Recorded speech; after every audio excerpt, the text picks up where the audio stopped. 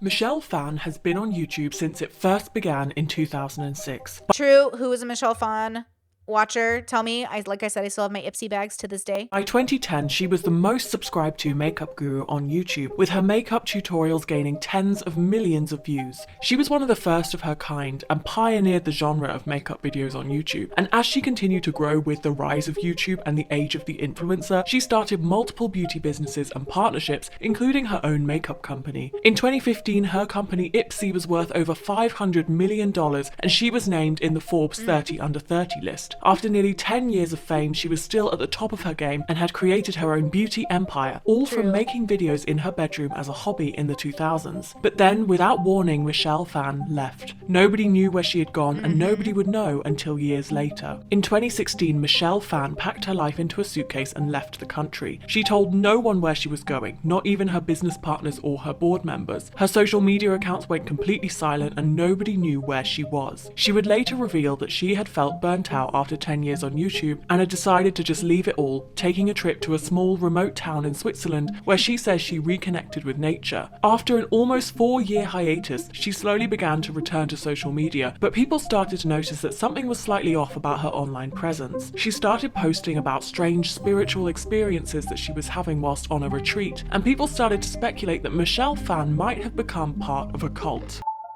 If you're new to this channel... What? Alexa said I used to have Ipsy, but I never knew it was her company. Stop. I only got it because it was her company. I'm a big fan of like supporting people. I just want to support everybody. Like I become like members of people's YouTube channels. I go in and out. I always switch who I'm members of all the time. And I'm just trying to support different content creators. Like I like everyone's streams. I bought Ipsy because it was Michelle's stuff. And I was like, I want to try that. I loved it because I used to try to be like a makeup girl back in the day because I was trying different things until I settled on like this, which is so funny. It took me like 10 years to figure out what I wanted to settle on, huh? Because I changed so much over the years. I loved Ipsy. I thought it was such a good idea. I'm not very much into makeup now, but I still have my bags. The bags were great. You know what I mean? But she was a very, like, for me, Michelle was such an entrepreneurial, like, inspiration to me. I loved her videos. I just thought like how she made her money and how she did things, and she was in the right place at the right time. Because remember, Michelle was one of the first YouTubers, so in some ways, like one of her most viral videos was her doing her makeup on a plane. And so it is kind of like interesting to think about like being in the right place at the right time, but also having the niche and knowing what you're doing with it. It's just very interesting. My name is Uncle Herman and I'm still an alpha male. I make videos about internet culture and personalities, and if you want to go the extra mile to support the channel, I have a Ko-fi page where you can donate a small amount if you want to. Also, for some reason, YouTube hasn't promoted my last 2 videos to all my subscribers, so do check them out, linked below if you missed them. So, Michelle Phan stopped posting on social media in 2016 after— Oh my god, I remember this tutorial. I bought white eyeliner after this fucking tutorial, bro. 10 years online. A few months before she left, Michelle had just relaunched her cosmetics line, EM Cosmetics, and was facing backlash from her fans. Michelle Phan was one of the very first YouTubers to break into the business world and create her own makeup line, and she had a rocky start. Her brand of cosmetics started as a collaboration with L'Oreal in 2013. I had them. I had all of them. I had her palettes and stuff.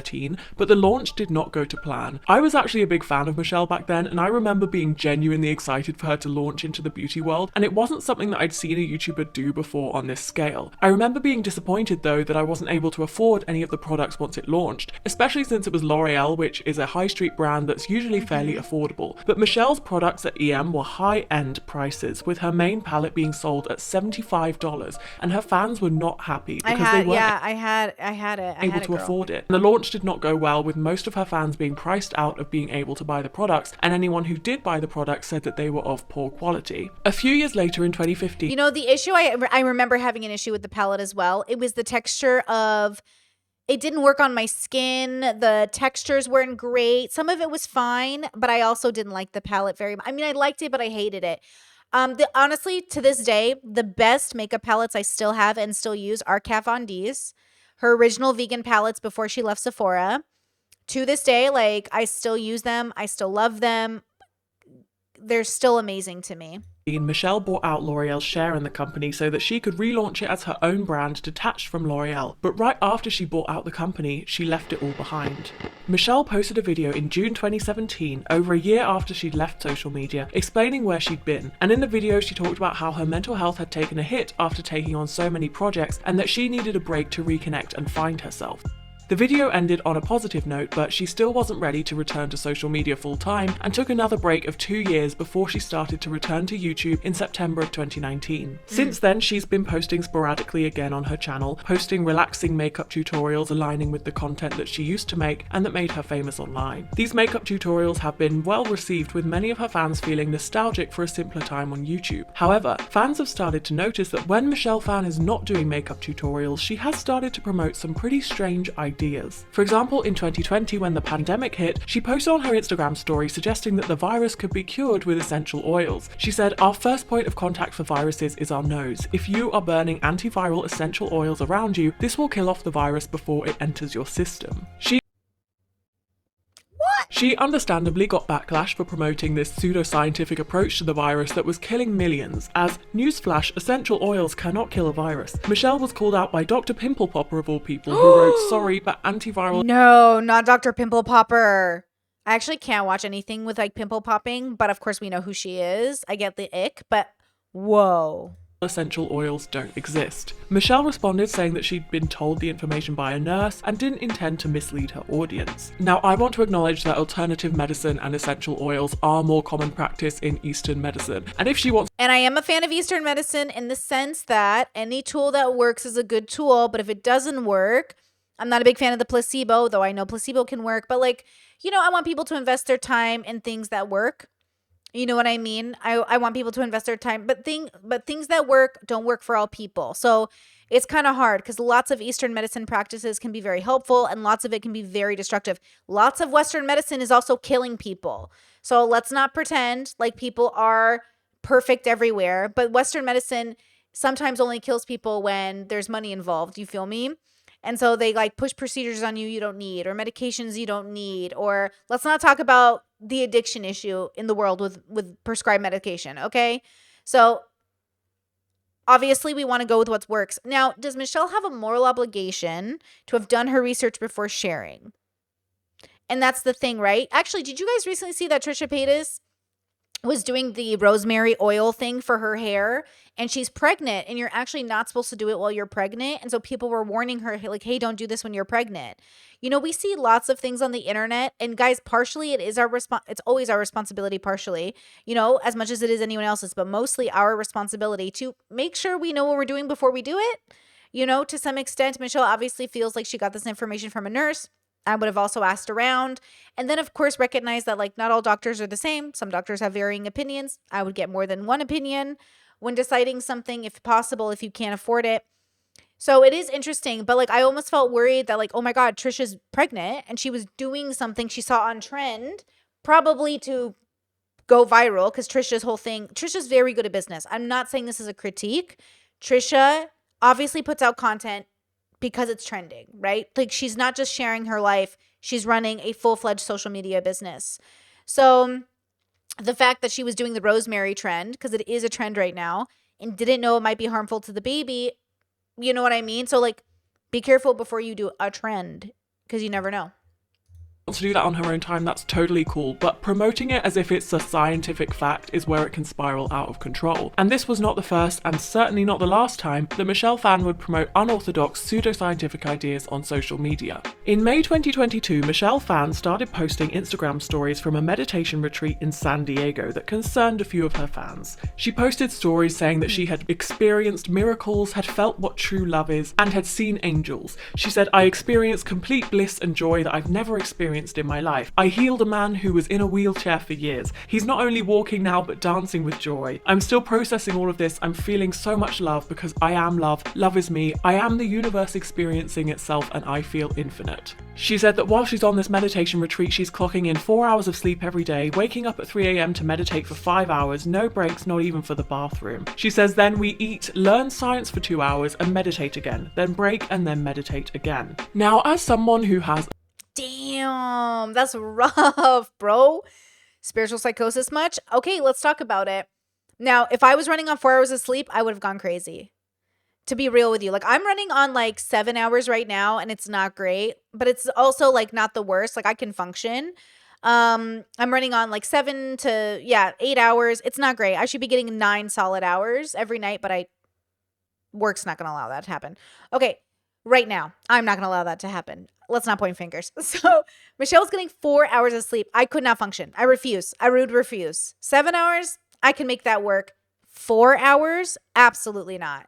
If I was getting 4 hours of sleep, I'd just be like, nah, I'm good, bro. Because I would go crazy.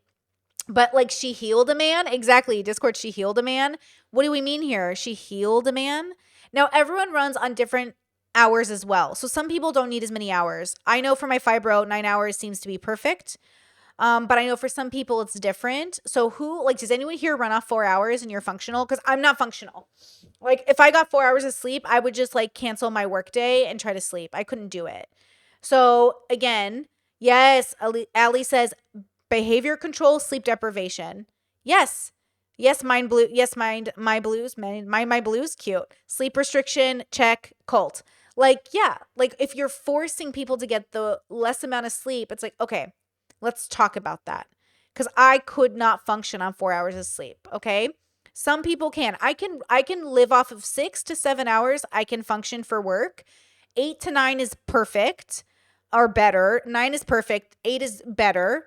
And like anything less than 6 hours, and I'm just like, I'm going to feel numb. By the end of the day, I will feel like I'm vibrating because I'm so tired. You know what I mean? Like, I'm so tired. But today I got like 7 hours of sleep. I'm not going to feel vibrating at the end of the day. I'm just going to feel like more tired. But 6 or less, and I am vibrating. You know what I mean? Vibrating. So here she is, 4 hours of sleep, meditation. By the way, meditation, an amazing tool. I meditate. I love it. It's an amazing tool. Do you know meditation has links to mental health deterioration or mental health improvement depending on how you're meditating? Meditation can absolutely lead to psychosis, which is why you have to be very careful you're not meditating yourself into a mental health crisis because you think, quote, I've healed a man in a wheelchair. So let's see if Michelle really healed a man in a wheelchair or if she's experiencing some sort of spiritual psychosis. And also, let's relate the cult talk to also Teal Swan. So I don't think Teal Swan is running a Charles Manson cult or a really, really strong cult. I think Teal Swan is using cult-like behavior to run a business in order to keep people worshiping her. So it's very culty, but it's not what I would say is like a real cult. She's not going to kill people for leaving, but she's going to emotionally manipulate and abuse people in order to keep people in her culty bubble. So for me, when I look at Teal Swan, if I'm being very, very diligent with my words, I would say she runs a culty community that centers around her. And she does make false claims like, I can speak to the dead. I can help you heal your trauma. Like, do we know that? You know what I mean? Like, you know what I'm saying? The reason I think Teal Swan can still legally operate is because she's not killing people when they try to leave. I still don't understand why Scientology is allowed to operate, but you know, whatever. It's more of a financial cult. I agree. I think it is more of a financial cult. Yeah, Teal Swan's just crazy. But like letting her take advantage of you is also a sign that you're crazy. And I would pay attention to that. Remember, when you're in a toxic relationship, look at yourself. Why are you there, bro? Why are you there? Right? If you're in Teal Swan's bubble, why are you there? And that's what I try to pay attention to as well. So let's see why Michelle ended up in Switzerland. Obviously, Switzerland. She said she was having a crisis, a mental health crisis.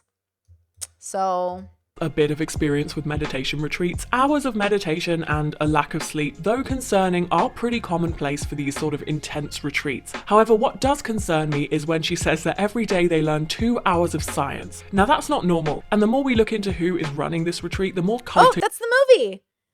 That's the movie you told me about, Midsummer, right? First of all, that would be a dope photo shoot. I'm gonna recreate this look for a photo shoot, bro.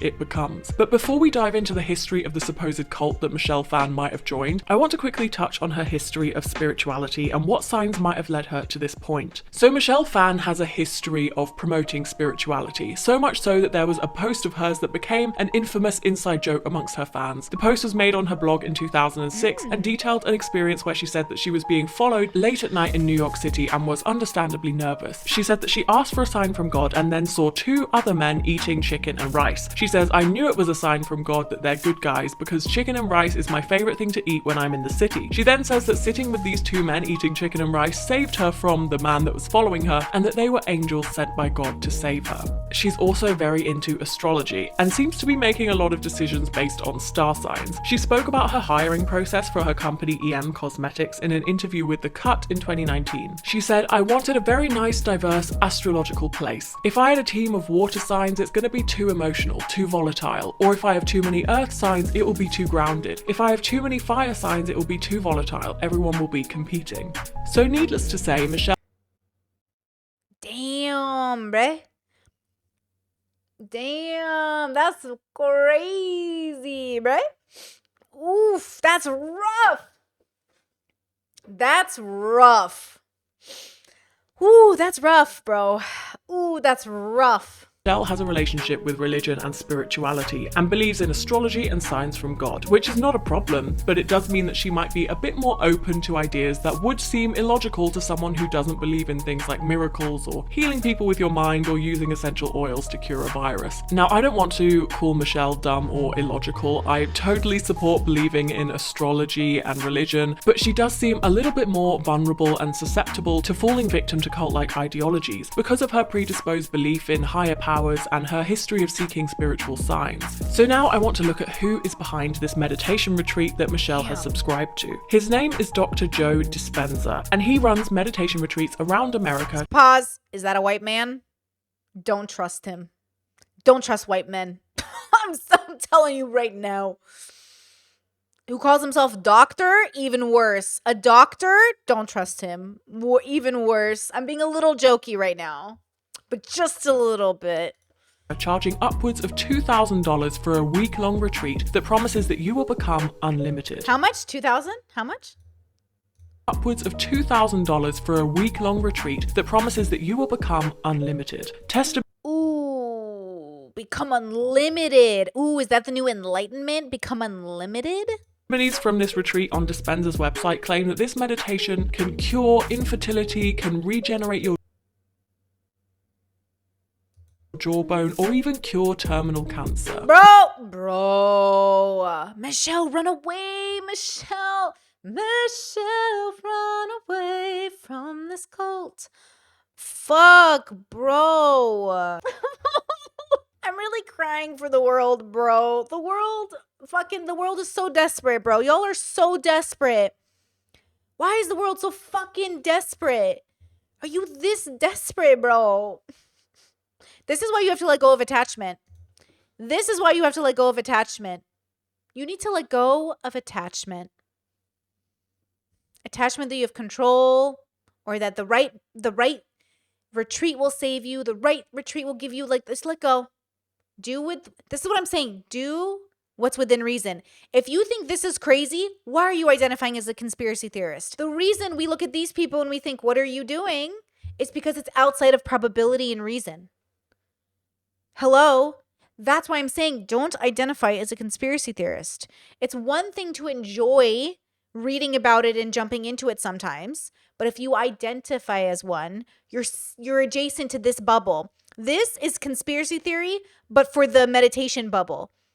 This is like the spirituality, like you're basically becoming like you're having a relationship with what is true in an improbable way. Like you're not having a realistic relationship with what could be true or your belief. Like, do you get what I'm saying? Don't identify as a conspiracy theorist. The term should be associated with a person who has an unrealistic relationship with what could be true. That's when I see this, I'm like, oh yeah, same thing. Different thing, but same bubble, like different versions in the same bubble. You know what I mean? Like if you're afraid of spiritual psychosis, what do you think conspiracy theorists get into?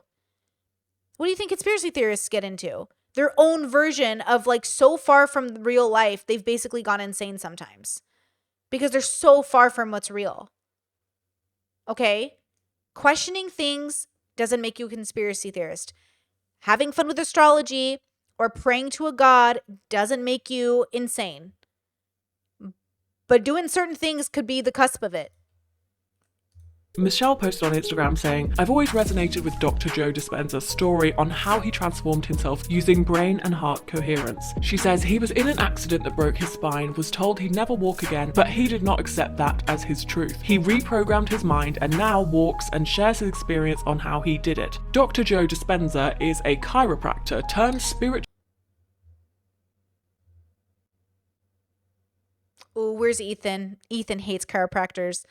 I'm not a big fan of chiropractors. I know they help some people. A lot of my family members use them. I've been to one once and like never again.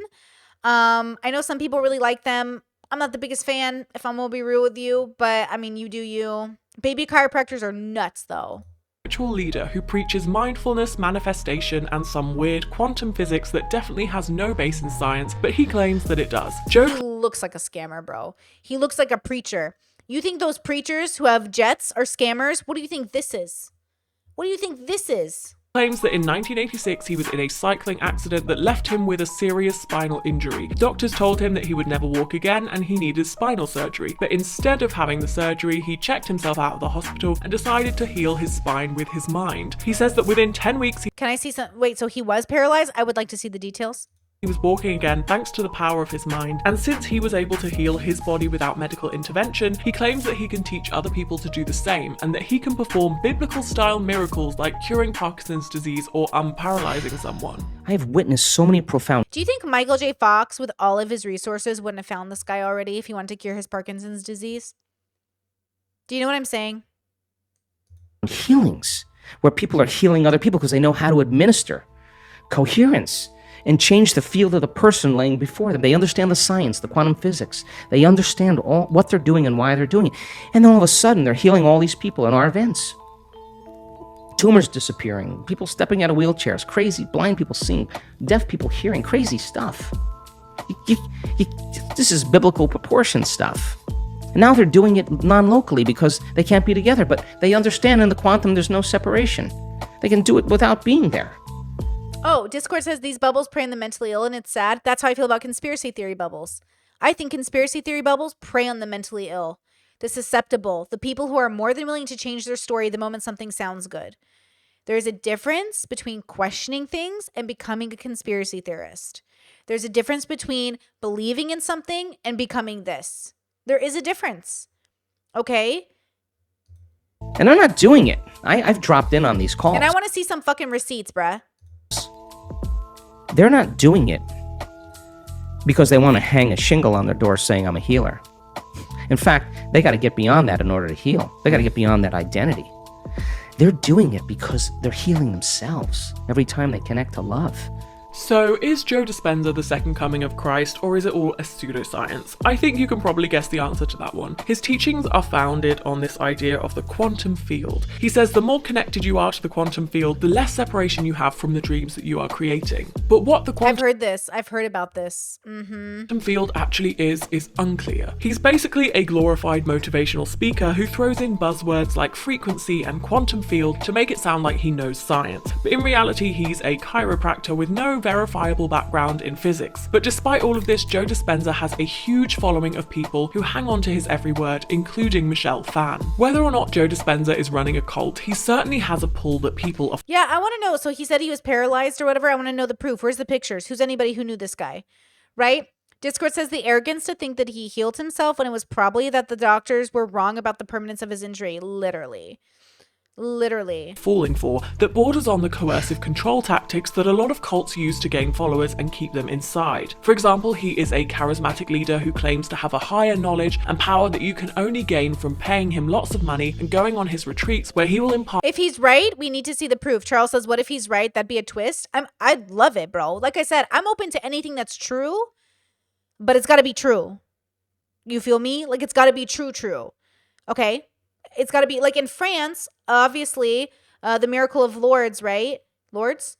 Is that what's yeah, there's people who have connections to healing like their cancer and stuff, and doctors are studying it, but we're not saying it's God. It's the religious people that are saying it's God. The scientists are still trying to figure out what it is.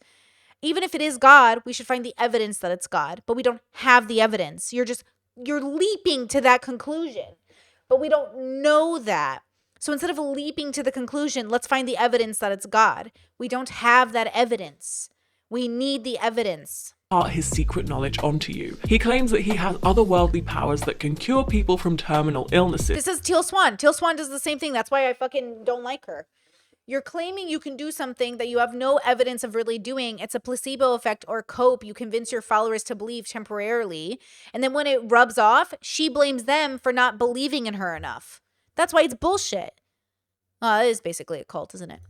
Now, people with terminal illnesses or injuries are often desperate and looking for people who claim that they will be able to cure them. So what's a better promise than simply being able to use the power of your mind to heal yourself? What he is promoting is the impossible, but millions of people have been roped into his scheme, and I do believe that they are being exploited in order to make Dr. Joe rich. He seems to feed off of people's desperation and uses that to try and peddle some pseudoscientific approach to health and well-being that can ultimately be damaging to those who follow them. Michelle posted a life update video addressing the claims that she is in a cult, and she assured her fans that she does not have a cult personality.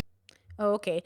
Ingrid says, you would not believe how many pseudoscience and conspiracy theories have stemmed from Star Trek. I mean, hello, Scientology's the root of his cult is his fictional story, right? Like the science fiction book he basically wrote, right? These people, bro. And that because she's an Aries, she's not predisposed to cult-like thought. Well, first off, I feel when all of that was happening, I felt so happy that people cared for me. Like, holy shit, like people actually were worried about me and they're scared for me. And it made me feel I was sad when I heard her and Dom broke up. Dom, right? That was his name. But I also wonder if this was a part of it. Remember how she was in that long-term relationship? Wasn't that his name, Dom? It's been a long time. But I was kind of bummed when they broke up, but now I'm wondering if this is why they broke up. Like, I seriously wonder if this is why they broke up. it just made me feel so loved. It made me feel like I was cared for. Just the fact that a lot of you thought of me, you know? Yeah, it made me, just made me want to cry. Like, I felt really touched by that because I've been going through a lot. I just don't talk about it, so it was nice to see that. I felt really appreciated. Thank you. No, I'm not in a cult. I even asked myself, am I really in one? Because I feel like that's the first thing you would say if you were accused of being in a cult. Is the first thing you would say is, no, I'm not in a cult. You would deny it, right? So I thought, damn, let me become even more self-aware and really ask myself, because I've been accused before of being in other cults and stuff, which I'm not. If you knew me on a personal level, any of you who do, Hold on. Okay, so I just typed in Joe Dispenza proof on Google and check this. This is Discord. Thank you, Unlimited. So this is his website. A breakthrough in scientific research, meditation impacts on immunity. Okay. Good news about your inner pharmacy. Evidence is the loudest voice. This is an event. 2-hour event. Typically do, like fear, like aggression or antagonism or pain. The subjective experience of the person in that moment caused them to feel some type of elevated emotion, like a bliss or an ecstasy, a connection on some level. And we saw this happening over and over again, and we started seeing certain areas of the brain when it occurred be in a pattern, and we saw the autonomic nervous system regulating all this order, and a lot of times there was a change in the person's biology in a very short amount of time. It's first of its kind, it's groundbreaking, and I think I can probably confidently say it's the biggest study ever done. We saw one yesterday, it's about 105 patients. And so one of the reasons why bacteria are so important is this endosymbiotic. Interesting. Is this like the conspiracy theory about like we are what we eat and everything about that is going to heal everything, as if our ancestors also didn't die from disease? Which, don't get me wrong, like obviously like what you are what you eat, but like also our ancestors also had problems, guys. I've met people, especially in nutrition, who like start to almost become like almost like conspiracy theory brained, where they become so sure that all people have to do is this, but they don't even offer like a cure. They offer a cope or a Band-Aid. And it's like when I thought I had autoimmune or even my fibro, people are like, oh, like you did that to yourself, or oh, that's not actually real. It's caused by this. Okay, well, it's still real. Whether it's caused by something or not, it's still real. Okay. But obviously, it's as if, it's the way people think about things. So I wonder if he's doing this faux science thing where he adds in some understanding of immunity or the system or science, but then he makes it sound like really weird and then makes claims that aren't true. Where's his proof? Okay, he has a proof section. Okay, stories of transformation, incurable cancer. I was in a field of love. I was connected to everything. I was connected to light, to love. Ugh. By the time Caroline was diagnosed with breast cancer, it had already spread to her spine. It was after the first walking meditation that something changed. I felt different, I was different, and that was the time I called my family, my husband, my parents, and I said, I'm healed. I was diagnosed with breast cancer last year. That had already spread to my bone. I would like to see some receipts. To my spine, there was a tiny little spot. But that led to the conclusion for the doctors that it's not curable. They told me to take some pills for the rest of my life that would not heal, but stop it growing, best case. So they wanted to see first if it really stops growing or whatever happens. So I accepted the diagnosis, but nothing else. I See, even the music they choose. started looking for stories of transformation for people who healed. I came up to watch all those testimonials of Dr. Joe's students, which inspired me a lot. I started reading the book, You Are the Placebo. And really quickly started meditating because I knew knowledge is good, but you have to do it. I read about the event in London and I got a ticket and applied for a coherence healing. I went there and kind of left my life behind. I was really into it very quickly, so the meditations were mind-blowing. I was shaking. I was seeing things. I had visions. So all of the things Dr. Joe tells about came true to me. I was in a field of love. I was connected to everything. I was connected to light, to love. It was after the first walking meditation that something changed. I felt different, I was different, and that was the time I called my family, my husband, my parents, and I said, I'm healed. And I flew back home with the knowledge that everything is fine. So I wasn't interested in any other opinions about it. I wasn't interested in the doctors telling me something about my disease. But I had an ultrasound right after the event, so 1 week later. Then they did the ultrasound and they couldn't find the tumor, so it was gone. The lymph nodes was shrinking to a normal size and the spot in my spine was ossified. I was so grateful for everything that happened in my life, and it wasn't about the disease. It was really about me finding myself. Everybody can do it when you have the intention to do it and when you are willing to heal and to change.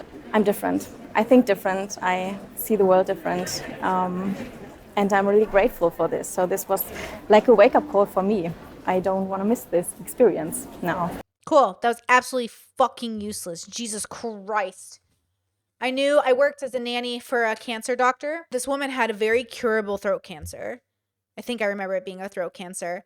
And the doctor was like, hey, we'll do a spot of chemo. You'll be good to go. And the woman was like, oh, no, I read on the internet that if I eat a turkey leg, it will cure it naturally. And the doctor was like, okay, but like I just have to zap it like with chemo, like you'll be good. Like 1, 2, 5 rounds, like easy peasy lemon squeeze, like easy. I don't know how many rounds. Easy peasy chemo. And she was like, nope, I'm gonna eat a turkey leg. And she was like, okay, but the turkey leg's not gonna help the cancer. And she never saw that woman again, but she kind of assumed she died. But like, who knows, right? Now, look, I'm open to things that aren't true or could be true. Not all doctors are good people, but I think, and not all science is perfect, right?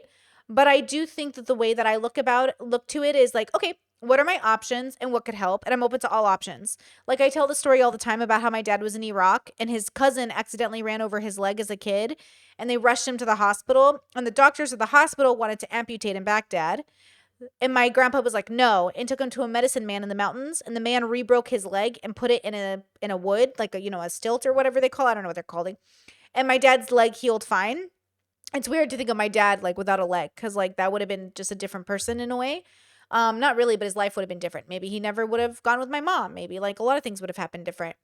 But it's one of those things where like that's an example of how modern medicine sometimes can be lazy, right? I do think lots of doctors are absolutely sometimes lazy, which is why you got to find a good one.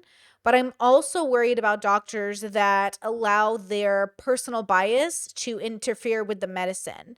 And I am worried about not allowing something more holistic to come in because we think it's woo-woo. So what's really important is the difference between like what is proven to work and what is just a little more awkward, or what is, because people do have like first bias, they have biases for like the first thing they want to do to tackle a problem, but there's always a lot of options. Like, look, I don't believe this woman's story because I don't need to believe her. I would love to agree with her that it happened the way she says it happened because there's evidence, but she's asking me to believe her and I just can't. Right? There's no reason for me to believe her. There's no evidence. You're just telling me a story. You could be a paid actor. I don't know who you are, sis. So again, when I'm looking at something like this, I'm asking for the evidence so we can give it to more people. But also, it's not exactly it's not good enough for me, right? Kay says, when you say, isn't this a conspiracy theory? Do you mean it's disproven and unprovable, therefore false, or currently not accepted by the possible mainstream? So obviously, guys, like there is a mainstream that is really, really reasonable. Mainstream is like a political word almost. When you say the mainstream, you're kind of going into like the mainstream. Like, what's the mainstream? The people that most people pay attention to, right? Who's the majority? Most of the people. An X group that we're counting as the majority. So there are lots of reasons why we as a whole society agree to this one thing, because it's the most reasonable. And then there's also problems in society where the majority sometimes believes in things that aren't true, because like a lot of us believe in things that aren't true. I think the world is built off belief, right? Which is why it's so difficult to get the evidence for things, because it costs money and time and effort and resources. So it is difficult. When I say something is a conspiracy theory, I mean it's an idea somebody has with little to no evidence, and it's a thought they will allow to control their life in a way that is unreasonable. So when I say like, oh, they're a conspiracy theorist, that's Brittany saying they have a thought in their head or an idea they believe in that is little to no evidence, that is stopping them from being a productive part of society or even contributing healthily to their life. Most of the conspiracy theorists I know, people that I actually would call a conspiracy theorist, like a full-fledged conspiracy theorist, are absolutely destroying their lives. They're neither helpful to their community nor themselves most of the time. They're usually ones, because they're literally incapable of in any way having a reasonable attachment to evidence. So the reason I'm concerned with people that are conspiracy theorists is they tend to be completely unable to be useful to themselves or their communities, because they now, and you could argue that they're not even ones, they're just like sick. You can even argue that they're probably exhibiting a lot of mental health problems. So again, there's nothing wrong with questioning things, but there is something wrong with destroying your life over something you have little to no evidence for. That's why religious extremists feel so weird to us, because it's like, dude, this is just a belief you have. If you think it's weird for someone to blow themselves up for the God they've never met, I think you should think it's also probably fucking weird to want to live in the woods to escape a government you don't even know anything about. You know what I mean? Like you can have a conspiracy that the government is this horrible place and it's doing all these awful things. And I agree with you that they probably are doing awful things according to your values. But I don't know how it's different than anything else that anyone does. So again, like destroying your life over it is like a decision you can make. But I feel like that's the example of the extreme. Why would you destroy your life over something like that? You know what I mean? It's interesting though, because I think martyrdom comes into it, like feeling like you're better than other people. So much better, you'll like destroy your life, or you're so much smarter, you're willing to even destroy everything around you. That goes back to that main character syndrome. Be the main character in your life, not the main character in other people's. You know what I mean? Kay says by mainstream, I mean the primary bubble you reside in. Oh, maybe. When I say mainstream, I think of it more like what's the tool that a majority of people use to reference. So like the mainstream would be something like the normal news, like the certified news, the regular news, or something that like as a whole most people can reference as like a thing, as a resource. Mainstream, like things that are mainstream, things that are not like niche, I think. So when people say mainstream media, they usually mean it as an insult to say like the brainwashed. But I think the way that I think about it is like the thing that most people utilize as a tool, if that makes sense. I don't know. Okay, let's go back to the video because we're not done. You know that I would be the worst person to be in a cult because I would not be consistent. I would not show up. I kind of just do my own thing. I have my own ideology. It's hard for me to adopt an ideology because I am just too curious. I'm an Aries. I'm too curious, and I'm always trying to expand and explore my curiosities. So already right there, just knowing that about me, I just don't have the personality type to feel like I would need to be in one. I'm very much like a loner wolf type of person. Like Okay, that's all great. She's saying the right things, but is it true given her actions? Is it true given her actions? And that's the problem. Not according to those Instagram posts we posted, girl. really am. And so definitely don't have to worry about me being involved in any negative, energetic level cult type of situation. Wolf says nobody should trust or like the government. I just think you're saying it. Okay, because so conspiracy brain is like the government's an evil thing. What I'm actually saying is nobody should trust humans.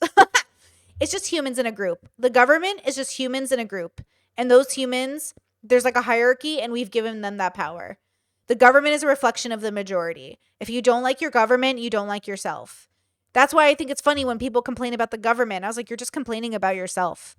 Nobody gets in power without your consent. The government by numbers is literally less than you.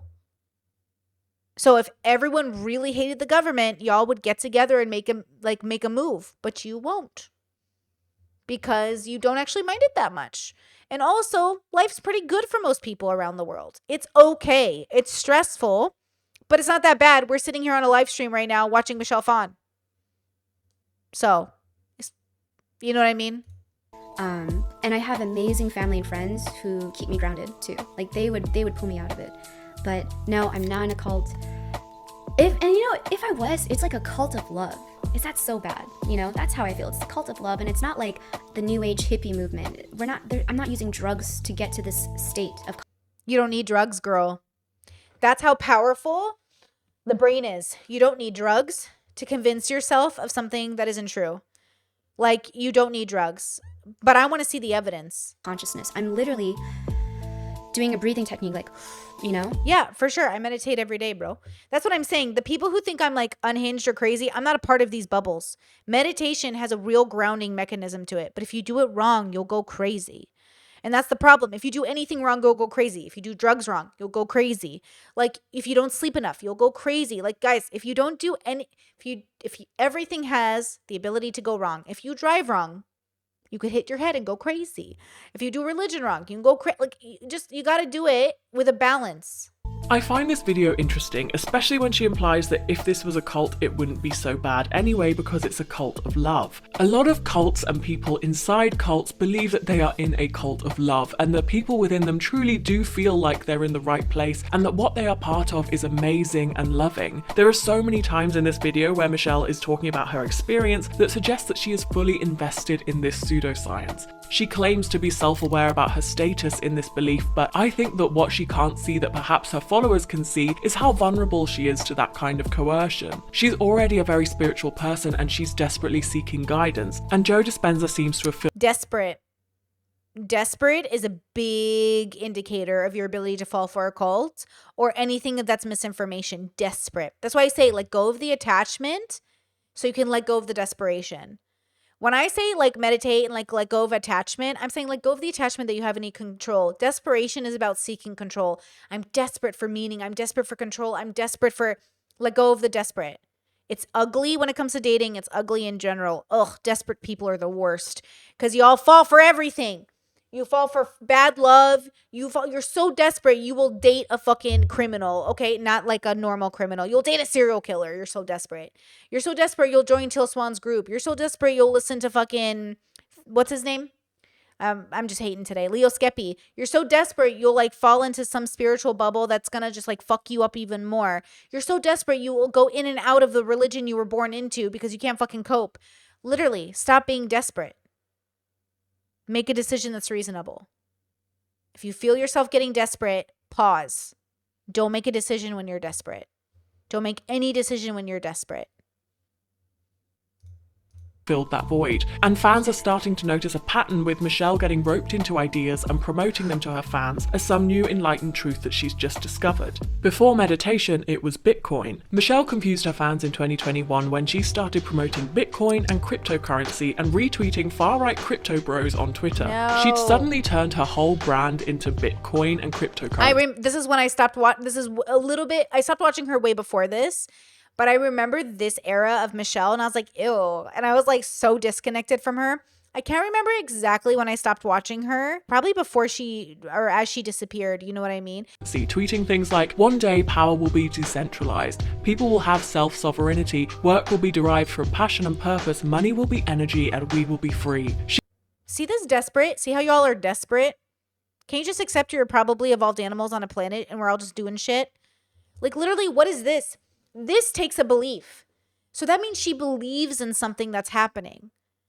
One day, power will be decentralized. People will have self-sovereignty. What does that even fucking mean? You can't even choose to exist. Your parents force you into existence. Work will be derived from passion and purpose. What the fuck does that mean? Not everybody has like passion and purpose.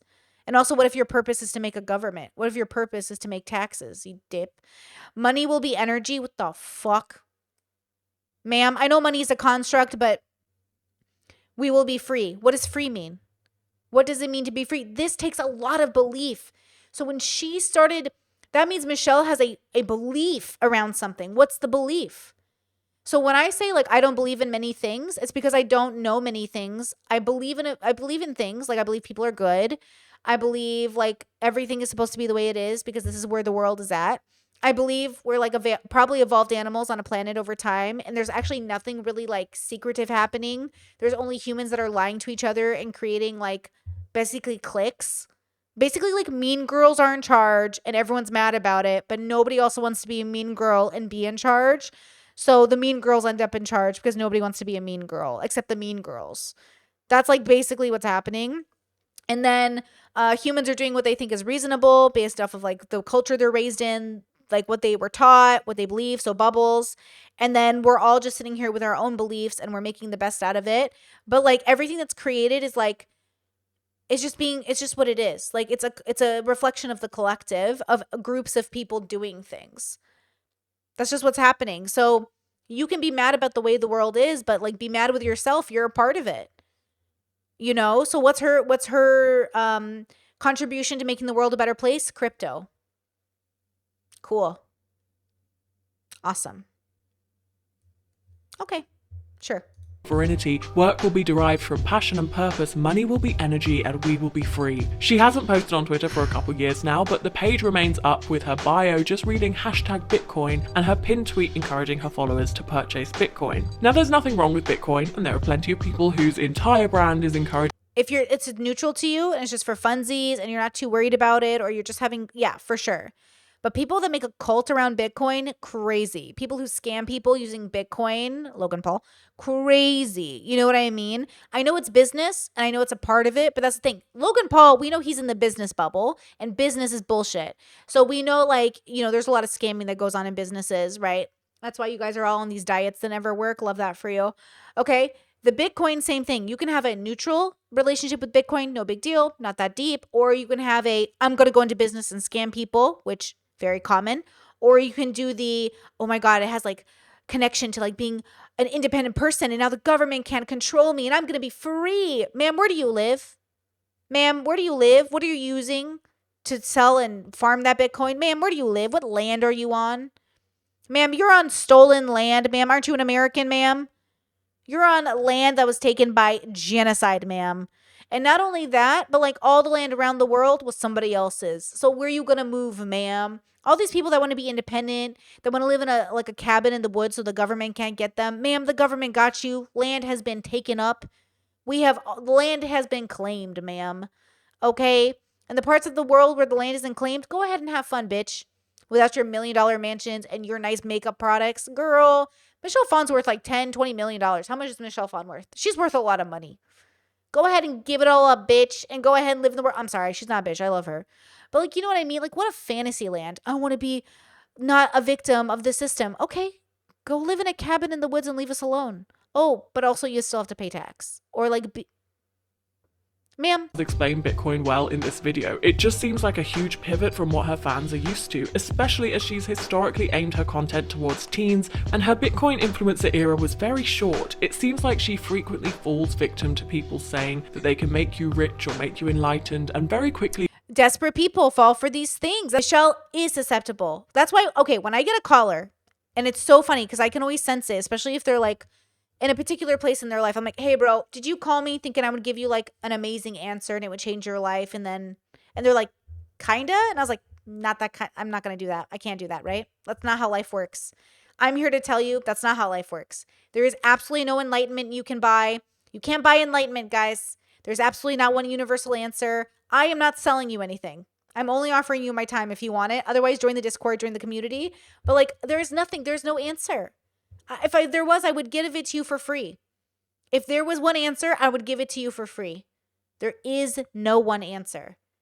There's only a bunch of answers we all share amongst each other in hopes to get to some understanding of our meaning and our purpose. And then we die at 80. That's it. So this idea of like, I'm going to buy enlightenment, I'm going to buy the answer, I'm going to get free, I'm going to buy. Girl, stop spending $3,000 on retreats that are selling you enlightenment and spend $3,000 on your mortgage. I don't know, on something else. But like, there's nothing wrong with going to a meditation retreat. They're awesome. There's nothing wrong with going to a retreat. Unless the retreat is trying to sell you something they can't even sell you in the first place. No one owns enlightenment. They can't sell it to you. They can't sell it to you. So the idea that like, oh, I'm going to go to this like retreat and they're going to give it to, they can't give it. It's not for sale. It's just not for sale, you know? But it's sad that she's fallen for this. And again, maybe there's proof. Maybe we're wrong. Maybe we're all crazy. But she better give us the evidence that she helped a man in a wheelchair walk. And then we have to see, why did that man in the wheelchair think he couldn't walk in the first place? Maybe he was a Gypsy Rose.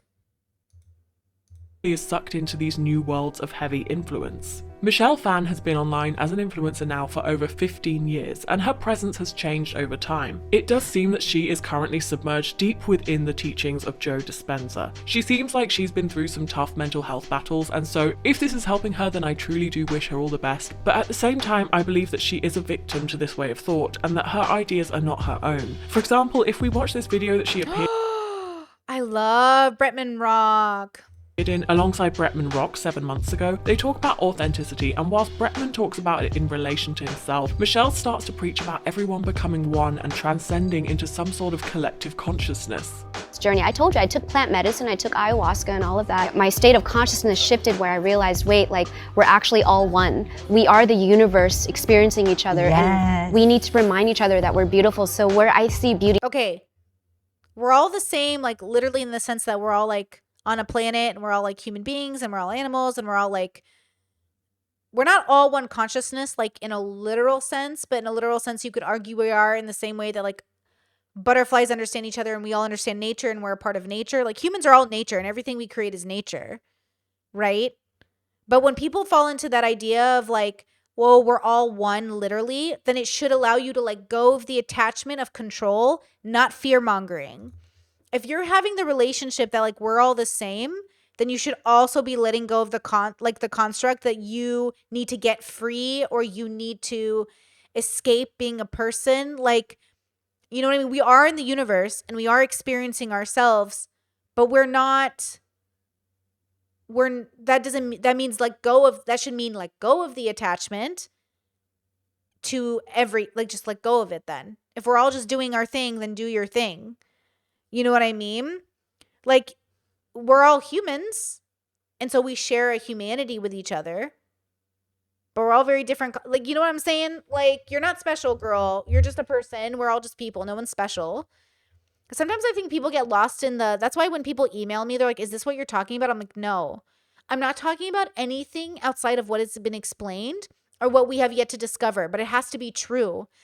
I'm trying to make the point that we do not know what's going on. We only know what we can understand, and then we fill in all the gaps with our misunderstanding.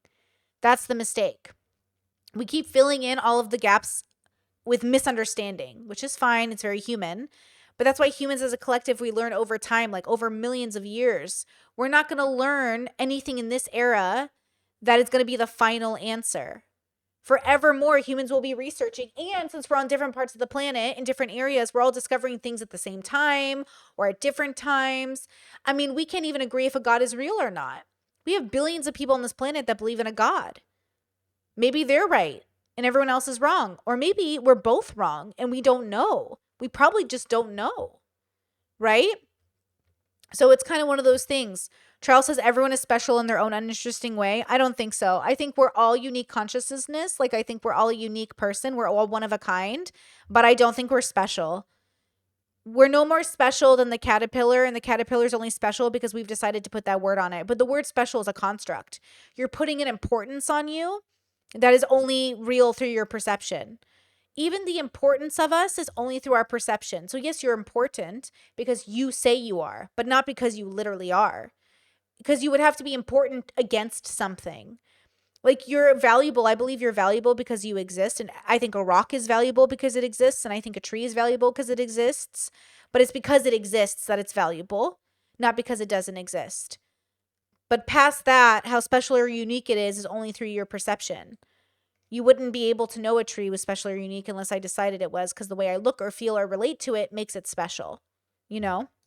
Shifting more towards is really consciousness, where, you know what I'm saying? Because now we're more aware. Now we have the younger generation who grew up online, and they're just more aware about the world, and we're becoming more aware about ourselves. So where we're going next is we need to all be one together, unified together. No, I don't want to. Leave me alone. I want to be free, Michelle. I want to be free. Leave me the fuck alone. The way she talks with these buzzwords about everybody being one is something that a lot of spiritual leaders preach, and it does seem like she's fallen victim to absorbing this so-called quantum physics that Joe Dispenza hails as the truth. I truly do wish Michelle Phan all the best. She clearly had a lot of hardships throughout her career and a lot of false starts, and I think that Joe Dispenza is taking advantage of people like Michelle who are in vulnerable places and have a lot of money to give to him to help fix them. Like any new age spiritual leader, he doesn't like to give out his information for free, and this exclusiveness certainly gives it an air of a cult-like group. I hope that Michelle Phan can find her own peace and sense of self outside of all these groups and leaders, and to anyone who has gone to Joe Dispenza to fix their various serious ailments, please see an actual doctor. Or prove that it's true. Truly, I want the message of this video to be, see a doctor first, try some real science first. If that really doesn't work, then by all means try and heal yourself with your mind, but do try and see a doctor first. Yeah, I would love to, oopsies, poopsies. I would love if I could get some evidence. That'd be really nice. You know what I mean? Okay, you guys are special. I take it back. Your mom was right. You're very special. All right, Phil? Yes, your mom said you were special. You're very special, Phil. You're very special. You know? Kay says the lack of attachment to expectations and full acceptance of reality is the efficient expression of the realization that we are one on the macro. Exactly. But the problem is, like, people don't understand, like, being the same when you zoom out into the universe doesn't then mean on the micro we need to all be one. Because like I said, from my anecdotal experience, even good people can't get along. No matter how much we accept that, it doesn't work. Hello, you all yelled at me earlier about what a cult is. We can't even, like, stop. You know what I'm saying? You can keep saying and coping that you're trolling, but your troll led to you putting shit in my Discord. So, like, again, like, we care. On the micro, we care about things. We care about how people talk to each other. We care about how you look. We care about how you decide to do things. We always all talk about, oh, we want freedom for everybody, but not for you. No, I don't like how you do things. And, oh, actually, not you. People have a problem that I like Abba and Preach. Why? Because you have a preconceived notion about them, or you have an idea about them because your perception has told you this is what I should think about them. Cool. I know for a fact that Abba and Preach are both pretty good people, and they try really hard to be nice people, and they do a pretty good job. I'm sure Ethan is nice too. Why can't they get along? Because they have different perceptions of reality and how they want to live life. They don't want to get along, but also they probably can't. I love a lot of really amazing people. I don't get along with all of them all the time because we can't. And the idea that we could, not really. You know, people in the VC, we did this like test in like what is can't and could. And they're like, Brittany, could you stab a baby? And I was like, no. They're like, but you could stab a baby. I was like, no. And they're like, but you could do it. And I was like, I mean, I can literally understand how to do it, but I couldn't do it as a person. Like, why would I need to stab this baby? They're like, what if it's suffering and you need to end its life quickly? I was like, no. They're like, but wouldn't it be better if you just ended its life quickly? I was like, I don't know what scenario you think we're going to be in where this is a possibility, but no, I probably couldn't do it. And they're like, but you can do it, right? I was like, you're asking me a question of physically, I understand how to do it, but I don't think I could bring myself to do it. So I can't do it. So when people are like, but we could get along if we wanted to. We could get along if we could do it, but we can't always do it. Because there's going to be a natural conflict that will keep it impossible, whether it's disagreeing on what's happened, not feeling safe in the environment, not giving each other enough signals to actually understand or signal understanding, right? So again, when we're having this conversation, right, we're asking so much of people that it's unrealistic. And I think the problem with Michelle and all those other people, they're like, we're one consciousness and we need to be that, is ignoring the fact that we already are and we don't need to do anything about it. Everything is great the way it is. You just need to be more thoughtful and considerate and compassionate to yourself and stay out of other people's business. But people aren't doing that for themselves, which causes a lot more unnecessary conflict. And then, of course, because my belief is that we're evolved animals on a planet, there are going to be some humans who vary in terms of development and desire. And so they're going to want interesting things that are very, very destructive for a lot of people. And then as a society, which we formed through evolution and understanding, we would then create a society with sort of a solution of how to handle those variations, right? Kay says, I'm capable of performing the motor actions to complete the hypothetical, but in reality, my consciousness wouldn't allow for my body to commit those actions out of my free will. Exactly. Yeah, out of like my free will, no. Maybe if I'm under psychosis or like crazy, but no, my free will wouldn't let me do it. And so that's the point. Is like, what are you capable of? I'm only capable of so much. Knowing your own limitations will also help you radically accept in a philosophy sense, the limitations of human beings around you. I would love a world where nobody cheated on their spouses because they found a way to be open and honest and leave relationships with safety, right?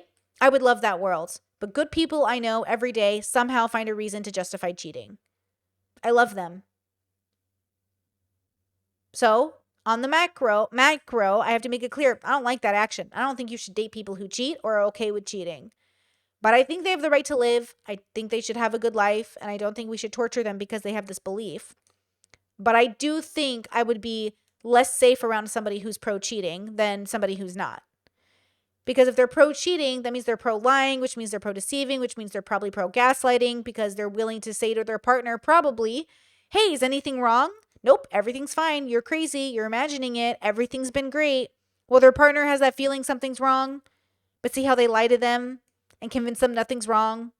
Well, they're probably planning to like leave the marriage or do something else or go live another life with somebody else or maybe just go move to a different state to get a new job or maybe they have another family on the side. Oh my God, do you ever hear about those people who have two families at once and they work out of town and they, for half the week are with their other family and half the week with their other family? How do they do it? How do they do it? How do they pay their bills? Now that's crazy. That when I hear stories about that, my mind is blown when I hear those kinds of stories. So again, I would love a world where everyone got along and the world was great and everything was great, but the world is just what it is. Okay, this is Michelle coming back 3 weeks ago. Oh, this was only posted 3 weeks ago. Oh my gosh. I'm going to start it off at the timestamp that says questioning my faith. So questioning my faith, Michelle Fawn. Let's check it out. And that church taught me how to pray. So every night I would pray. It just became part of my routine when I was a child. And I was a pretty devout follower. So basically in her childhood, her parents allowed her to like be a Christian and go to church, and they didn't question it and they just let her explore.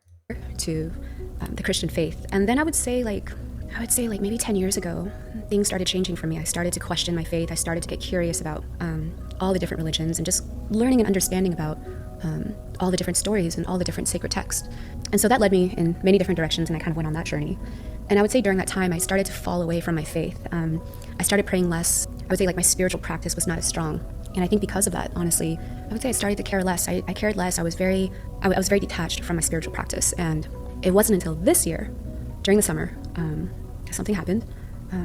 I had a very powerful spiritual awakening. And any of you who've ever felt it, you kind of know, like when you feel the presence of the Holy Spirit and you feel, I would call it perfect love, divine. So she believes in the Holy Spirit, right? She's using very religious words to explain something. This was 3 weeks ago. This is valid for her to have a belief system in the supernatural, but I think this is what's important to recognize about what bubble she's in. Because obviously, like, I don't believe in the Holy Spirit. I don't believe in God. I doubt there's a God. And I even think if there is a God, it probably works within the mechanism of the universe, and it would make like really, really logical sense that there would be one. I don't think there's anything very mysterious, just unknown about the universe. So the universe is mysterious because it's unknown. But I think once you learn it, you're just like, okay, cool. Now it's just a part of our everyday. What's that Disney movie? What's the Disney movie about magic? Do you guys know what what's it? I cried so hard about the brothers. And there's magic in the world, and then the world modernizes and magic just becomes like a boring thing that nobody cares about. Do you guys know what I'm talking about? It was so good. But I think like that's how I think of magic or God or whatever. It's like even if it's there, it doesn't mean much. It's like a different tool in the universe, you know? Love, the love of God, when you actually feel it in your body, in your soul, in your spirit, it completely changes you. And what's been so insane is just the manifestations, like just the synchronicities of my prayers. You want that confirmation. You're asking God, like, can you show me a sign? Show me something. And then I immediately get it. I get the signs. It's so insane. And I'm pretty specific on what I'm asking for. Just the night and day difference of receiving the answers and receiving the epiphanies has been so mind-blowingly game changer in my life that I would say this shift in my life has Okay, wait, I already see 2 good questions. Shay says, if you were religious, would you still be introspective? I think it depends on the relationship you're having with your religion, but I would say that most people who hold a religion fall into a bubble that doesn't allow them to be more introspective or extrospective outside of the tools already given to them by the script. So if you stunt yourself and say that this is true and there's no way it's not true, then yes, of course you can be introspective to a degree, but it's going to be limiting, right? Like, my belief is like, don't limit yourself, be open, but also don't be so open-minded your brain falls out, right? So, you know, there are things I'm closed-minded about, but obviously it won't matter. I'll die before I even discover most of the things anyways. Like, we're not looking for permanent answers. I don't think in my lifetime I will find the answer because I don't believe in the answer. I believe I'm here. I get to choose how I spend my life unless other humans decide to make it more complicated for me, because they can do that, right? I'm going to try not to make your life complicated. I hope you don't make my life complicated. But I'm not under any illusion that I'm going to find the answer. Versus people who are in religions, they tend to have decided they found the answer to the universe. I just think that's impossible to find because I don't think there's one answer. From everything that I've seen, it doesn't seem to show that there's one answer. I think there's just a bunch of information that's true. Like if someone said, what's the one answer about music? It's like, what? What's the one answer about music? I'll be like, huh? So when people say like, what's the answer to life? It's like, what in the world do you think you're asking me? Like, what do you think the one answer to life? What? It's just that we're here and this is life. Like, what do you mean? What's the one answer? Like, what are you asking? You know, what do you think you're asking? Charles says, so she needs a belief system to stop her from acting poorly. Everyone does. Everyone needs a belief system to stop them from acting poorly. Without a belief system, why in the world would you act any other way? The only reason you even put a construct on the word poorly is because you have a belief system around it. You hold a belief that something is acting poorly, which means you have a belief on what it means to act not poorly, which means you have a belief that told you this is right from wrong. Where did it come from? Of course, you have a belief around what is acting poorly. Religious people need it. Secular people need it. We all have values. Watch my podcast on values, Brittany Simon Values in Google. Put it in YouTube. You have to form your own values. Of course, you need a belief system to act correctly. You have to be introspective and know why you are acting XYZ. I have a value system. Of course, it informs me on how to act appropriately. I created it. It comes from me, but it's based off of the why of what brings me closer to my joy and peace and my belief about harm reduction. Not perfection, harm reduction, right? So, of course, like she has a belief that tells her how to not act poorly. The problem is when you're using the belief as an excuse and you're not transforming yourself in a person to reflect it. But that's the problem with beliefs outside of yourself. See, my values come from within me. I formed them, and the closest to Brittany's joy seems to be pretty good. Harm reduction, don't hurt people on purpose. If you do hurt people, figure out if you need to apologize or there needs to be a conversation at hand. Sometimes you hurt people, whether, just you existing could hurt people. So that's a little bit more nuanced. But some people can't create value systems, so they go to a religion to keep them from acting poorly because they themselves haven't been introspective enough to even know why they're acting not poorly in the first place. And then you have to be honest with yourself. Do you have some deep, dark, horrible desires? Who in society could help you navigate those? Do you even want to navigate those? Some people don't. Lots of people act on them. So again, we all need a belief system to keep us from acting poorly. He ignited the spark that I've been looking for so long, because I felt like for the longest time, I just became really jaded. I lost my faith. And so now that I have this renewal and this revival of the spirit, I'm telling you, my life has changed for the better. And so I'm more excited now. I'm more grateful. I see things differently. My perception of things have changed. Like in the past, if let's say I have confrontation with someone, normally I would find who's at fault. Normally my old self would have, I was very black and white. It's either you're wrong or I'm wrong. There was a lot of ego there on my side. And now I feel like I've become more accepting. I've become more compassionate. I've become more forgiving. I've become more understanding of the other person if there's confrontation. It's not about being right or wrong. It's about understanding both sides. So I'd say that's one of the biggest change for me this year is my faith. I don't know if it's just me, but it just feels like a lot of people are feeling this revival of the spirit. And I don't know if it's because of just what's happening around the world. There's a lot of conflict, there's war, there's just a lot. There's a lot of energies, there's a lot of people who are lost. There's a lot of corruption. I mean, oftentimes we get lost. We just get lost in life. We get lost. Kay says, beyond the word she's using, do you think there's validity to the experience she's attempting to describe beyond their relationship with what it may be in actuality? I think the experience is always valid. Someone going through psychosis is a real experience, right? What do we mean by real once again? But then the question is what are you attributing that realness to? So a person in psychosis is having a real experience, but they're attributing the real experience to something that exists outside of that experience when it only exists in their head. And that's why it's wrong. The psychosis doesn't make you an evil person because you're having it. It's only because you have a disconnect between it's happening in your head versus it's happening outside of your head. So the thing that Michelle is experiencing is valid. It's happening within her. But where is it happening? Only in her head, because she thinks it's happening outside of herself. And the argument is that it's probably happening only within yourself. But that's the question. How does she know it's not happening just in her own head? Synchronicities, coincidences, angel numbers, all these things people create to explain phenomenons in their life, they attribute so much to something. And that something is either very real or very not real. But I think the experience feels very real because they are having an experience. So the fault isn't that you're having the experience. The dilemma we're having is what are you attributing the experience to? Could be true, could not be true, right? Maybe that's what's happening, or maybe it's something else. So for me, I just want to know what's really true. But the dilemma is that it's very hard to actually find that out. We don't have as much information as we think we do. Right? And so that's the problem we're running into. There are a lot of secular people in religions too, though. Then we're using the word secular different. In my bubble, secular means non-religious. No believing in gods. There's no entities, no spirituality. There might be a secular person could be in a cult around a person, but a secular person wouldn't believe in God, right? So like, what does secular mean in your bubble? Right? Kay says, by in your head, you mean it's only able to be experienced by her, or immaterial, so therefore not evidential or other. No, I mean it's just in her head.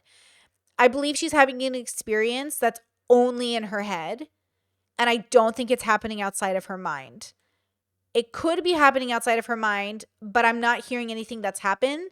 So manifestation, coincidences, like all those things,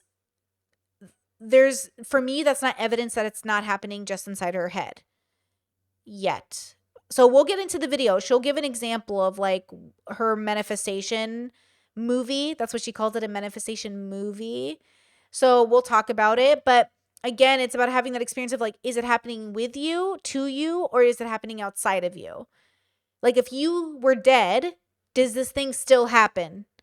Or is this a thing that's only happening to you and people think it's only happening to them? You know? And so it's kind of difficult. You know what I mean? Octopus says, I think to me, secular, I was thinking more like agnostic or practice across belief systems. Oh, okay. That's fair. Yeah. For me, when I think secular, I think non-religious.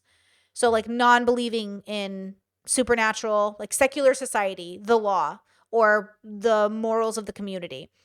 Octopus says, I could be misusing the word. Is it used for a lot of Judaism? Are there secular ethnic Jewish people? Well, that'd be ethnicity, right? So they're secular Jews, meaning they're secular because they're non-religious, but they're attached to the ethnicity of Judaism or being Jewish. So that means they are without religion. They're only identifying as a secular Jew because of ethnicity, which means like it's not about the religion. They just want to identify because Jews are very about their group. So they identify with their group. You know what I mean? They're like, yeah. So that's how I look at it. Like you can be a secular Jew because you're referencing the connection you have, not the religious belief you hold. Kay says, to you as your experience. So that's why I was asking for a definition of what is in your head actually means. Yeah, in your head means like happening to you. Oh, you said, I'm sorry, I missed the first part of your comment. I'm asking what you meant by in your head because everything is in your head since it's all perceptions of your brain, of the signals it receives from your senses and puts together. Yeah, so basically, if you died, could it still be happening? So I believe in objective T-truth. I just don't know if we have access to it. But the idea I have is everything is perception, but even outside of our perceptions, there's definitely something that is known, right? Which is why religious communities created God. So God could play the role of knowing that thing that we can't perceive, right? Or maybe have access to. So Michelle is explaining a phenomenon lots of people have. So the question is the thing that Michelle is experiencing something that is happening outside of our perceptions, or is it just happening within her perception? And that's what I want to know, because I'm not really interested in much that's happening just within your perception unless it works for somebody like me, like meditation. It really works for me, but not the kind she's doing. I want meditation that isn't also going to prescribe a religion. You feel me? Shadowbee says, essentially non-religious, but generally a term I'd reserve more for groups or systems rather than individuals. Octopus says, would you say the people who are atheist are also secular? Yes. Religious people, atheistic people like Richard Dawkins or other people can fall into religious tendencies without being religious. But shorthand, we would call them religious atheists, but they're not really religious, right? But when Christians say, oh, the atheists make atheism their religion, they don't really mean it. They're saying you're acting very religious about your atheism. So some atheists can be very religious about their atheism, but they're not actually religious, right? That's how I would frame it. Do you think mathematics is objective truth? I think it's hard to say if mathematics itself and the way that we understand it is objective, but I would argue that it's a tool humans use to find objective through perception. And I think that's pretty damn good, right? Lost in the grind. And, that was me. I was kind of lost. And I know it's so shocking. Like, what? Like, you're lost, Michelle. You look at all the stuff you've done. I'm telling you, I was very lost. I would say one of the biggest practices that changed my life was meditation. I'm someone where I'm very much in my head. I'm constantly thinking, and I think it comes from my upbringing where I was living in a life of constant fear and survival. And so I was constantly just trying to figure out, how do I survive this day? How do I survive the next day? And I was bringing that into my adult. Also, I want to say that one of the things that I've really been frustrated with lately, probably because it's personally happening in my life right now, where I'm like watching friends go through an interesting religious journey. And what's interesting is like, instead of, going to therapy or finding a different tool, they keep going between spiritual communities like this or religion. And I'm like, okay, bro, have we ever thought about therapy? When people are going through a meaning crisis, instead of going to philosophy or grounding tools, they go to magic. And it's very frustrating to watch because I'm like, oh my God. So I have to let go of the attachment. This is like, again, this will be practiced forever. I'll spend my whole life practicing letting go of attachment because like you look at a person, you're like, I love you. What are you doing? And what they're doing is they're doing their journey. That's what they're doing, right? So their journey might end up in a bad or a good, but it's so interesting that they will try every tool that is about bigger than themselves and never start with the grounding. It's amazing how much we try to escape ourselves. We try so hard to escape introspection. We will reach for the universe. We will make up magic and gods and spiritual awakenings and the Holy Spirit before ever just saying, maybe it's fucking me, bro. Maybe I'm the fucking problem. But instead of ever really admitting we're the problem, we will be throwing ourselves into God and say, sin is the reason. Sin is the problem. I was born sinful. This is the problem. Society's the problem. Men are the problem. Michelle Phan's the problem. Everybody's the problem. Bro, maybe it's a you thing, right? But instead of just like starting with therapy, which is a practice, it's a construct practice, but it's a pretty good grounding mechanism. We can know there's science behind a lot of what happens in therapy. We know there are medical tests we could be taking. Like people, instead of making sure they don't have a fucking tumor pressing against their brain, go, I'm going to join a cult. And I'm like, okay. Or we could check that there's not something leading us down here. So again, I would love for this to all be a very true experience, meaning outside of her belief. But it's kind of one of those things where I'm like, what are we doing? Chris says it's sometimes a fight not to try to intervene with family and friends that are falling into religion or even conspiracy theory spirals. Oh my God. It's such like I remember when when QAnon first started and my mom was like, what's up QAnon? I was like, QAnon is a conspiracy. You don't want to be crazy, Mom. You know there are crazy people out there. Don't fall for it. And thank God they didn't. But sometimes I hear them parroting Fox News things and I'm like, no, you don't know that. Okay. But that's the problem, is that people just like, they leap instead of looking inward and thinking like, maybe it's me, bro. You know what I mean? Yaya says I'm behind, but this woman had a tumor on her spine, went for a walk, went back to the doctor and it was healed. And the doctor wasn't like, holy crap, how did that happen? I know, because they don't go to the doctors. I'm telling you, going back to that woman we just watched, you know what I mean? Oh my gosh. Like, you didn't go back to your doctors? You didn't share your medical mystery? You don't think other people need to need help? Can you imagine saying you have the cure for cancer? Give me $2,000, which is what doctors do, which is bullshit, by the way. It's kind of bullshit that like we're not just like, we didn't create a system yet that just like gives people healing medications. Like it's amazing to me. Sorry, we live in a world where like we would rather people die because they can't afford medical care. It does suck that humans haven't evolved past the point of creating a system where like people could just get care. And then we could talk about how to create that system. I love that no one's beautiful. I love humans. We're great. The world's great. Halian says, sorry, was the psychosis question stupid? Wait, which one?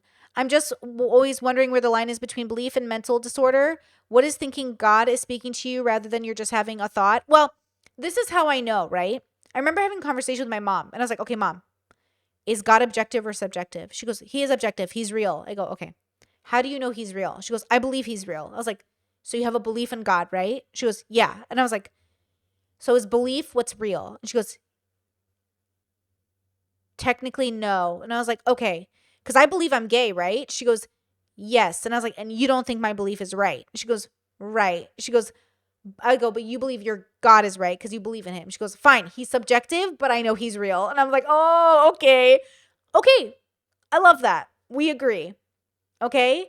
The idea is that they can explain their ideas and be somewhat reasonable about understanding the limitations of their own knowledge. Versus somebody in psychosis might be like, nah, dude, this is happening and I'm going to do something about it no matter what. That's why the extremists are so scary to us, because extremists go against every part of our brain that says this is within reason. Blowing yourself up for a god is so outside of the scope of reason. It's very disturbing. That's why they're extremists. It's why they're rare, because it's so outside of what's reasonable.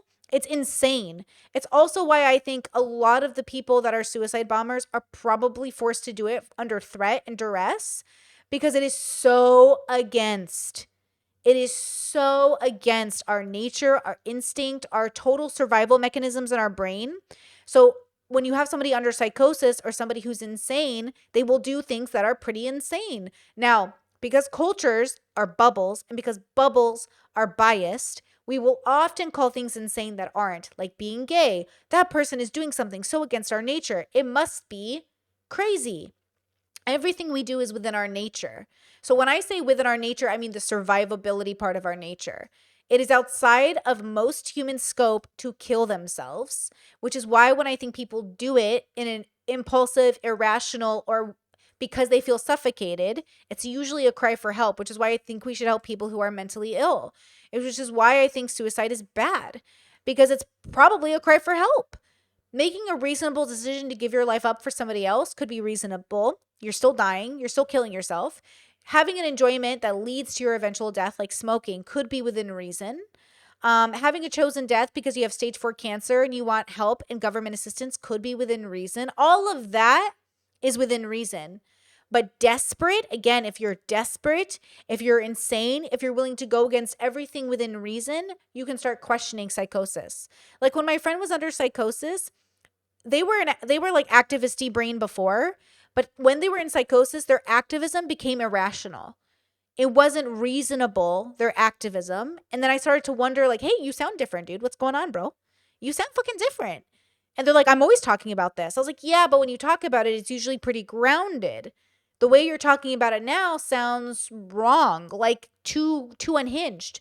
What's up with that? And yeah, they were under psychosis. We got them to doctors, put them on the right medication, and boom, they're better, right? But you would have to actually know someone very well or know what it might look like for somebody to be sort of in psychosis. Because even when I first, I didn't know how to handle it. It was such a weird experience. It was so confusing. Their family was really great about it. But it is one of those things where the world isn't trained to recognize it. And it's also not trained. We're so judgy about it. We're so condemning. This part of the internet is so cruel to the mentally ill. If you get triggered, bro, I got triggered once and people can't let it go. Versus in my community, it doesn't matter if you get triggered. You can get triggered 100 times. I'm not going to condemn you for it. The only thing we ask is that if you're triggered, we can recognize it, give you some space, and you can come back. I'm not asking you not to get triggered. I'm asking you to realize you are triggered and that you need to come back later, or you need to have but there are parts of the internet that will punish you forever. And I'm like, oh, you're not safe for the mentally ill, dude. You're not safe for people going through it. And that's because they can't offer that space to them, because then they'd have to hold themselves accountable, in different ways. It's very confusing, but the world isn't ready to not punish people. And so it's just the world's not ready. But I want to create a space here where I'm not going to punish you, bro. I might hold you accountable or ask you to reevaluate yourself, but I'm not going to punish you, bro. I might take my boundaries, but I'm not going to punish you, dude. I'm not your fucking I'm not God. I'm not your mom. And even your mom shouldn't be punishing you. You know what I mean? Brucey says, Brittany, did you see when Gabby Hanna had that manic episode on TikTok and thought she was talking to God? Yeah, bro, it's fucking sad. I made a video about it, but Gabby's, I think, at her hometown right now recovering, which is good, right? Octopus, great point. That means providing safe spaces for ourselves when we need breaks from things. Ingrid says, I can confirm I've gotten triggered several times in the Discord and people were very kind about it. Of course. First, we love Ingrid. That's important. And second, we get it, girl. Who hasn't been triggered, girl? We've been there, girl. And that's the point. It's we've been there, so we get it. Who are we to not understand how horrible and difficult it is. And Ingrid holds responsibility for it. We all have the conversation. It's good. We move on. Who cares? I won't punish you for being triggered. That's outrageous, Halian says, but isn't it inherently mentally unwell to think a deity is speaking to you in your head? The idea that billions of people think that is normal or real disturbs me a bit. I think it's only unreasonable if you act unreasonably, right? So again, I don't think it's unreasonable to feel like something is speaking to you. I think it's unreasonable to think that, to take it too far, right? If you're taking it too far, so if you're not able to like move within reason to say the relationship is between me and God, one of the things I heard in Catholicism constantly growing up is like, this is a relationship between you and God, nobody else. It takes the accountability to yourself and your God. Now, to be fair, if you told and by the way, they don't mean it literally, guys. I don't know. I'm going to spill a secret. Can I spill a secret about the religious? Nobody means it literally. You know that, right? Nobody actually means it literally. It's figurative. So when my mom says God is speaking to me, she doesn't actually hear a voice in her head, right? Like, you know that. Do you know that? If my mom came to me and said, Batsy, I literally hear a voice in my head, I'd be like, okay, we're going to the doctor. So I don't know if you know this. Religious people who are sane are not actually hearing a voice in their head. It's meant to convey a feeling they feel that says to them, this is the voice of God, but it's not a literal voice. If my mom knows you can hear voices in your head, she knows what schizophrenia is. So like, just FYI, like they're not actually talking. There's not a voice. Like Dr. K and Sneeko were talking about how God speaks to him. He goes, how does God speak to you? Obviously, it's not a literal voice. But if you hear a literal voice, you need to go to a doctor. You know what I mean? There's not a literal voice. Okay? So I don't know if people actually think it's literal. Halian says, okay, fair. Maybe it's just my secular bubble that made me worrisome in my mind. Yeah, I think that's when we're being hyperbolic, when I'm being super salacious, I will say things like, don't you think hearing something in your head makes you crazy?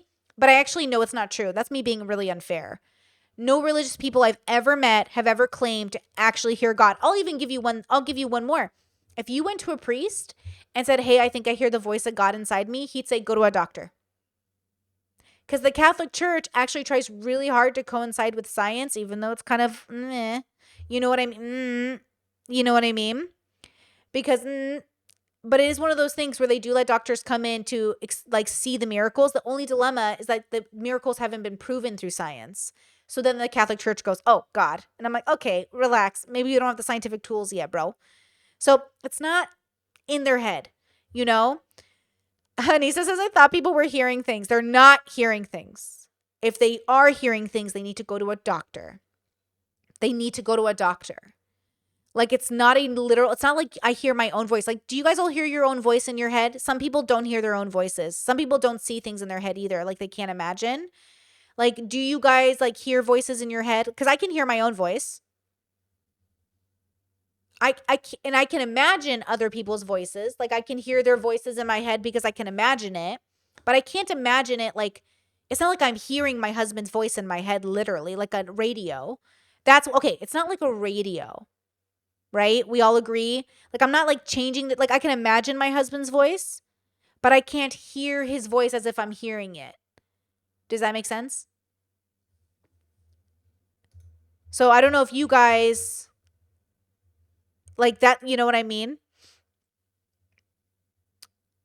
Shadow B says, I've never understood what a relationship with God was supposed to mean. I didn't grow up very religious, not ever thought about people that were talking. Not that I ever thought people were talking to voices. Okay, so a relationship with God is like do you have a relationship with nature? Do you guys have a relation? Because I have a relationship with nature. I have a relationship with things, meaning I have a symbiotic back and forth with this thing that I call nature. Right? So that's what I think of when people are saying, I have a relationship with God. They have a relationship that's symbiotic with this thing that they perceive as God.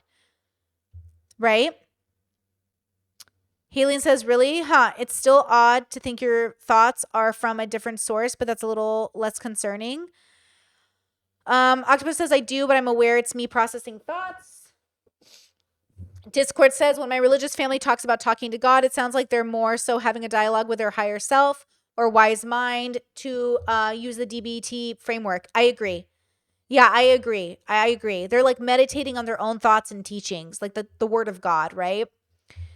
Anissa says, not, I don't know if you believe in a higher self, but could people who say they hear God be, could it be their higher selves? Yeah, that's funny. That's what Discord just said.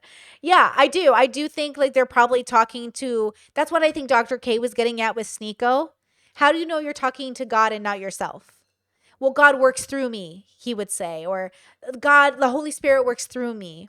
Okay, so it is you, but you think your thoughts are coming from God and you're not giving yourself the credit of being introspective, which is why when you meditate, you run into the mistake of thinking your higher self is a God and then you think you're talking to deities, or you think it's a religious God inspiring you to have the thoughts, or you think it's the Holy Spirit or something outside of yourself. You know, there's there's so much that goes into it. It could be so many different, thousands, millions of people are having different experiences with this, right?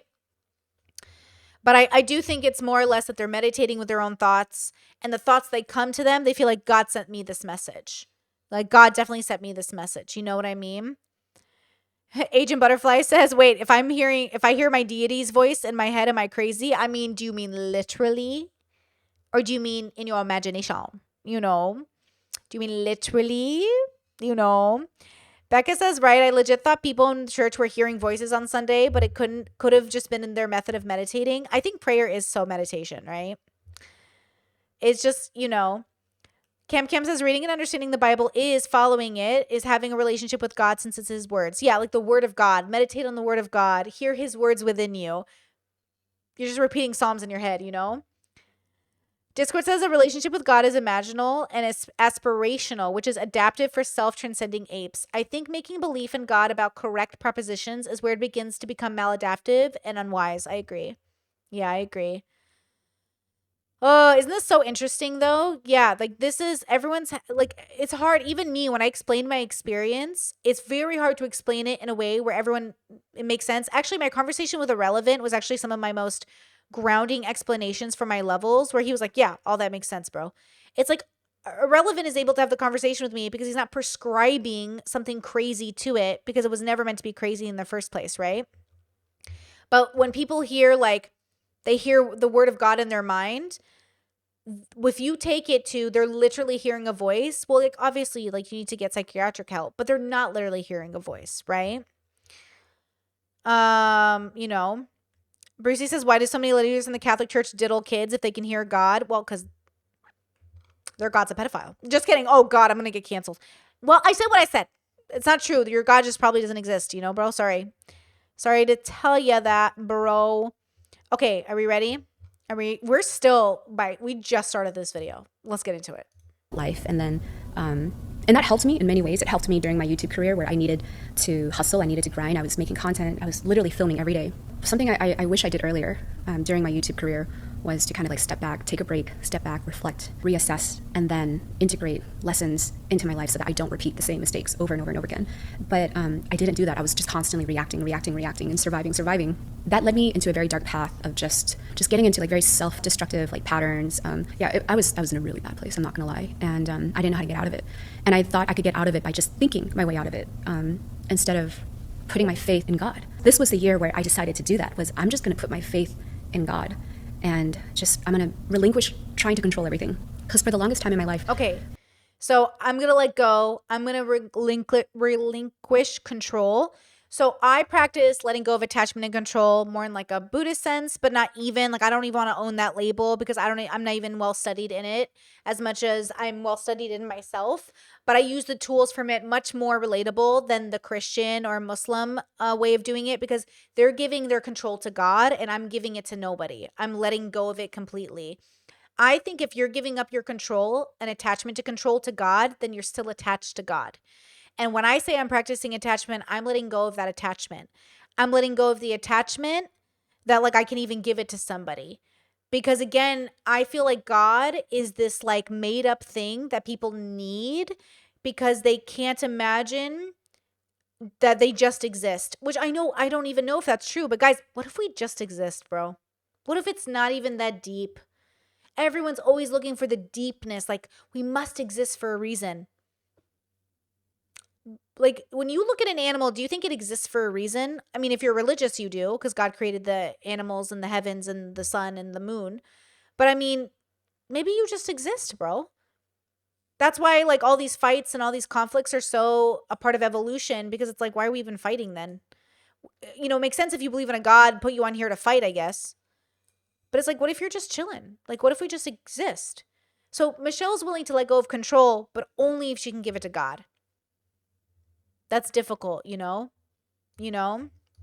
I needed to be in control. It was really important for me to be in control and to control every outcome. But what I noticed along the way was there are some things that are just out of your control.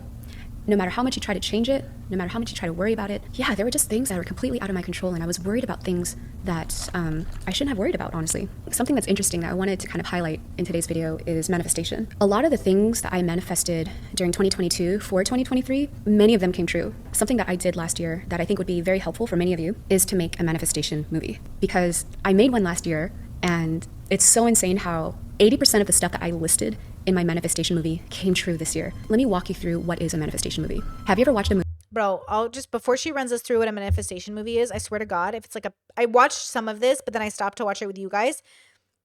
If it's a Pinterest, like, mood board, I'm gonna fucking scream, right? Are you just making a checklist, girl? Let's see. Movie, and you had a dream about it. There's something powerful about you through what is a manifestation movie. Have you ever watched a movie and you had a dream about it? There's something powerful about movies that stay with us. This is why manifestation movies are game changers. Manifestation movies are essentially a personal movie trailer you'll watch before you go to sleep.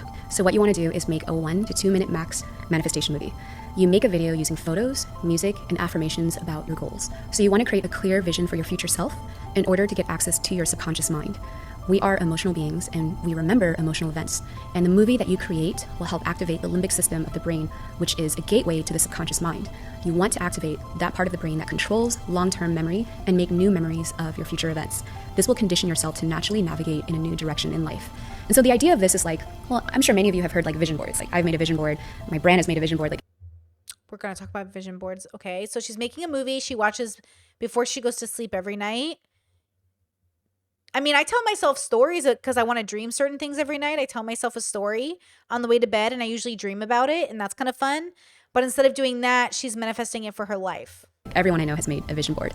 But what makes manifestation movies, in my opinion, more powerful than a vision board is that it's like a movie. You're watching this right before you go to sleep. And so the hack is that when you're getting sleepy, your brain goes into theta state, right between awake and asleep.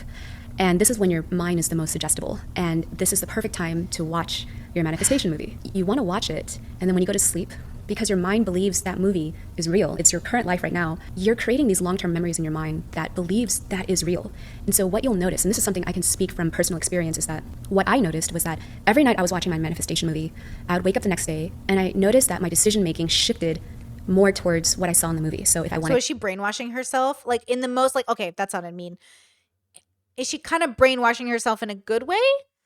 Like, is she kind of like getting into the grind mindset in a different way? Like, is she kind of like brainwashing? Do you know what I mean? Like, is she, you know what I'm saying? Like, what's a nice way of saying brainwashing that isn't brainwashing? To be healthier. Yeah, self-hypnosis. That's what it is, Halian. Is she doing like self-hypnosis? Because that, I could see that working for people who like pump themselves up before work, or like, okay, like I do that. Okay, you know what I do? It doesn't really work for me because I'm a bum. But I kind of do that with working out, where I'm like, I'll look at Instagram and I'm like, okay, this is our goal. This is where we're going to. We're going to pump ourselves up to get in the mood to work out. And then I kind of like, it hits me and I'm like, yeah. And then I go and I lift and I feel pretty good about myself. But then like that, like it gets me in the mood. Is it that it like gets her in the mood? Because I usually watch workout videos to get in the mood. I watch like gym people to get in the mood. Is that kind of it? Started to make more healthier life choices. A manifestation movie to me is kind of like a prayer. It's like a visual prayer that you see, that you're watching. And so I find that it's really inspiring. I notice that whenever I watch mine, the next day I just feel better. I feel more at peace. I feel like I can take on the day. I know a lot of people, and even me, like sometimes I'll go to sleep to positive affirmations and you just hear it in the background and it's like, you're beautiful, you're worthy. I'm so sorry. I could never. I'm too much of a Taurus. I already know I'm right. I don't need no affirmations. I do need to like in therapy, I obviously needed to like remind myself that I deserve kindness cuz as a Taurus, I'm very hard on myself. But yeah, like I definitely like I could not listen to like affirmations before bed. I would want to die cuz it feel fake like a lie. Like stop just okay, I don't go away. But also I hate taking credit for things that I don't need the credit for. You know what I mean? Like it just feels icky in a way. So I could never. Wake up the next day and I'm like, oh, I'm feeling so beautiful and worthy. Manifestation movies are essentially like that, but it's much more personal. It's more dialed in on your personal goals and the future that you want for yourself. And so I'm just going to watch the one I made last year. I'm going to show a little bit of it because I don't want to show all of it. It's very personal. But just so you can get an idea of what it can be. A big thing that I think is going to be really important about creating your manifestation movie is you want to find a song that anchors the video, that anchors the vision, because the idea is that the song is supposed to inspire you. It's supposed to kind of open your heart and connect you to that vision. And so even if you hear it without seeing the visuals, you can feel the emotions that you normally would if you Britt, you're so funny. It's almost like when you think of something a lot, it affects your mind and choices. Wow. Very amazing. It's almost like science has proved this. saw the video. So I'm going to watch it with you and, You know what I mean? Like she took something that's like very basically like, yeah, we know that. And she made it into this whole belief system. make a few comments on it. Turn it down a bit. So the visuals I use for this is one of my favorite scenes in a video game that really shaped me, which is Final Fantasy X. Wow.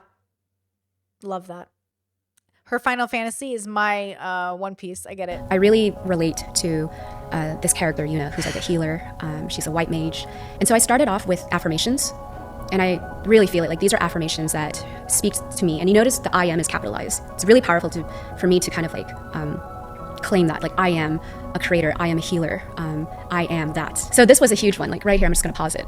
My connection to God grows stronger. Kay says she's molding her perception into the form that allows her to enjoy her experience most optimally.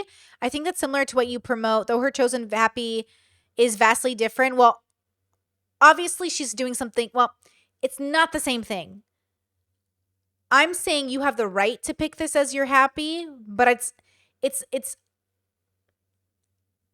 she's making it sound magic, and I'm saying there's no magic to it.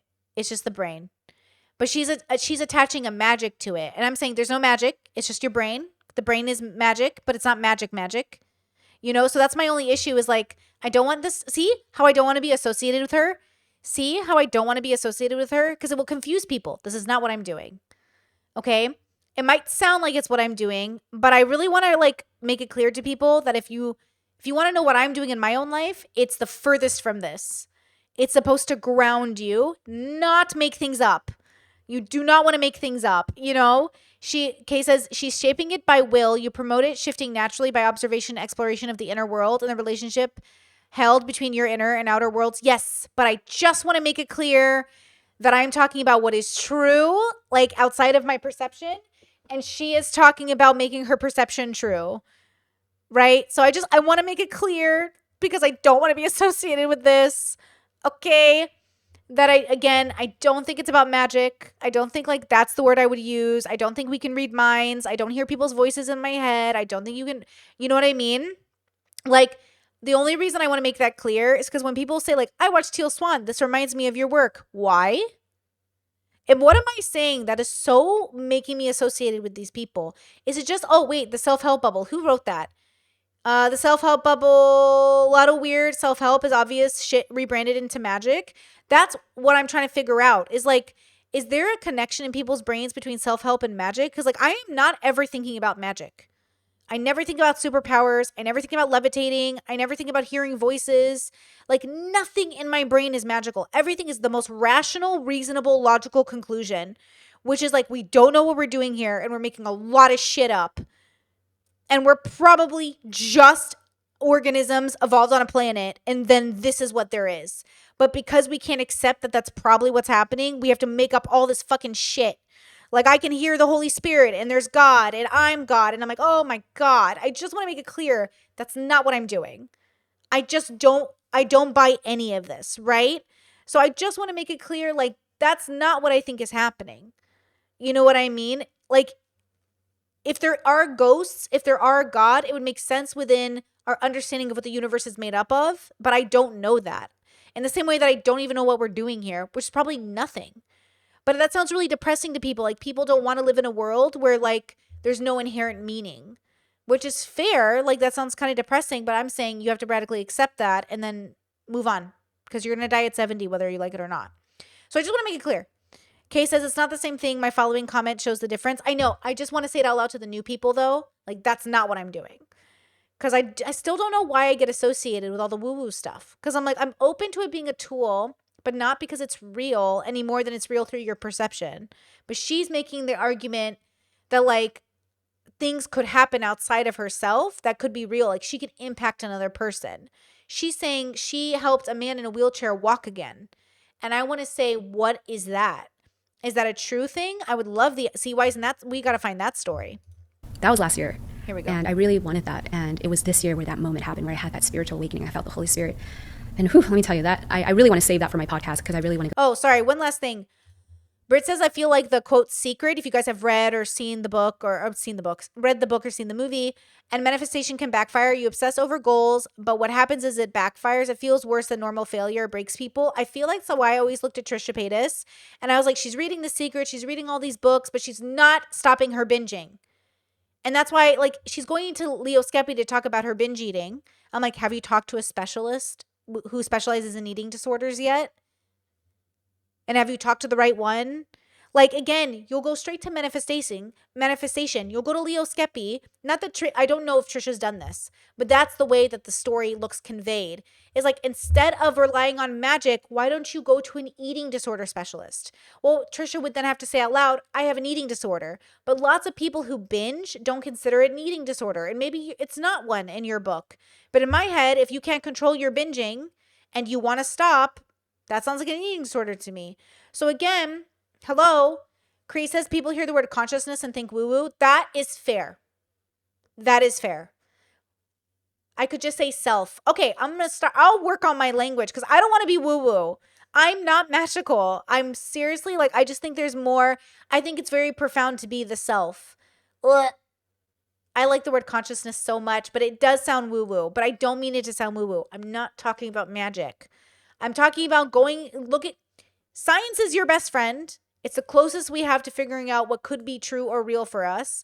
I'm not saying people in science don't fuck up. You know what I mean? And don't get things wrong. But I want evidence for things, or I want people to be able to try stuff and recognize it might not work, right? Stravo says, what exactly do you think is magic?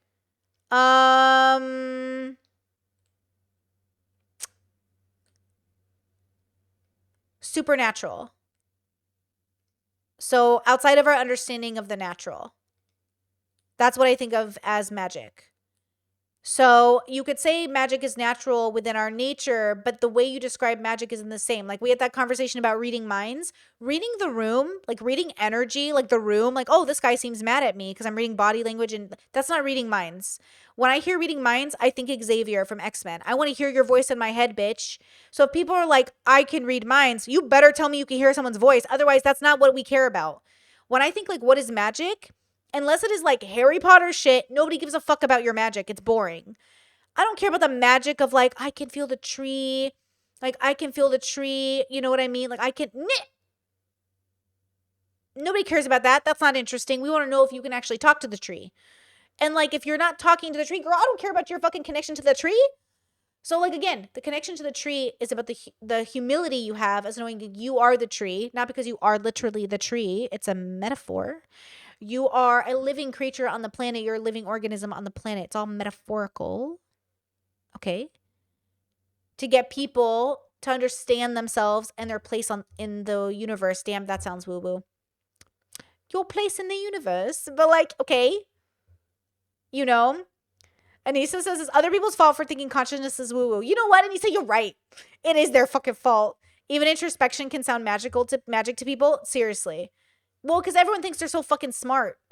Everyone thinks they're so fucking smart as their life fucking gets ruined around them. Don't you love how smart society thinks they are, including us? And then you look at our life and you're like, you know, maybe humility, you know? Maybe humility, you know? Damn.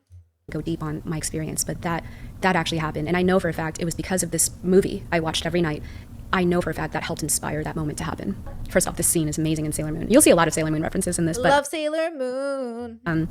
I will remove programs and patterns that no longer serve me, because I had a lot of just negative patterns that were holding me back from reaching my potential. And these were things I needed to reflect on so that I could understand where they came from, find the root cause, identify what that was, acknowledge it, and letting it go, and forgiving myself and moving on. So that was really huge for me this year, was identifying many, many of these patterns. Doesn't consciousness equal philosophy? Yeah, but philosophy is considered woo-woo to a lot of people unless you do Western philosophy, which is such bullshit, right? Don't you like how Western philosophy is like, we're the logical and most debatable part of philosophy, bro? And I was like, you're a fucking construct like the rest of them, bro. As if other people around the globe, like, we're so white-centric, God. We're so fucking Western.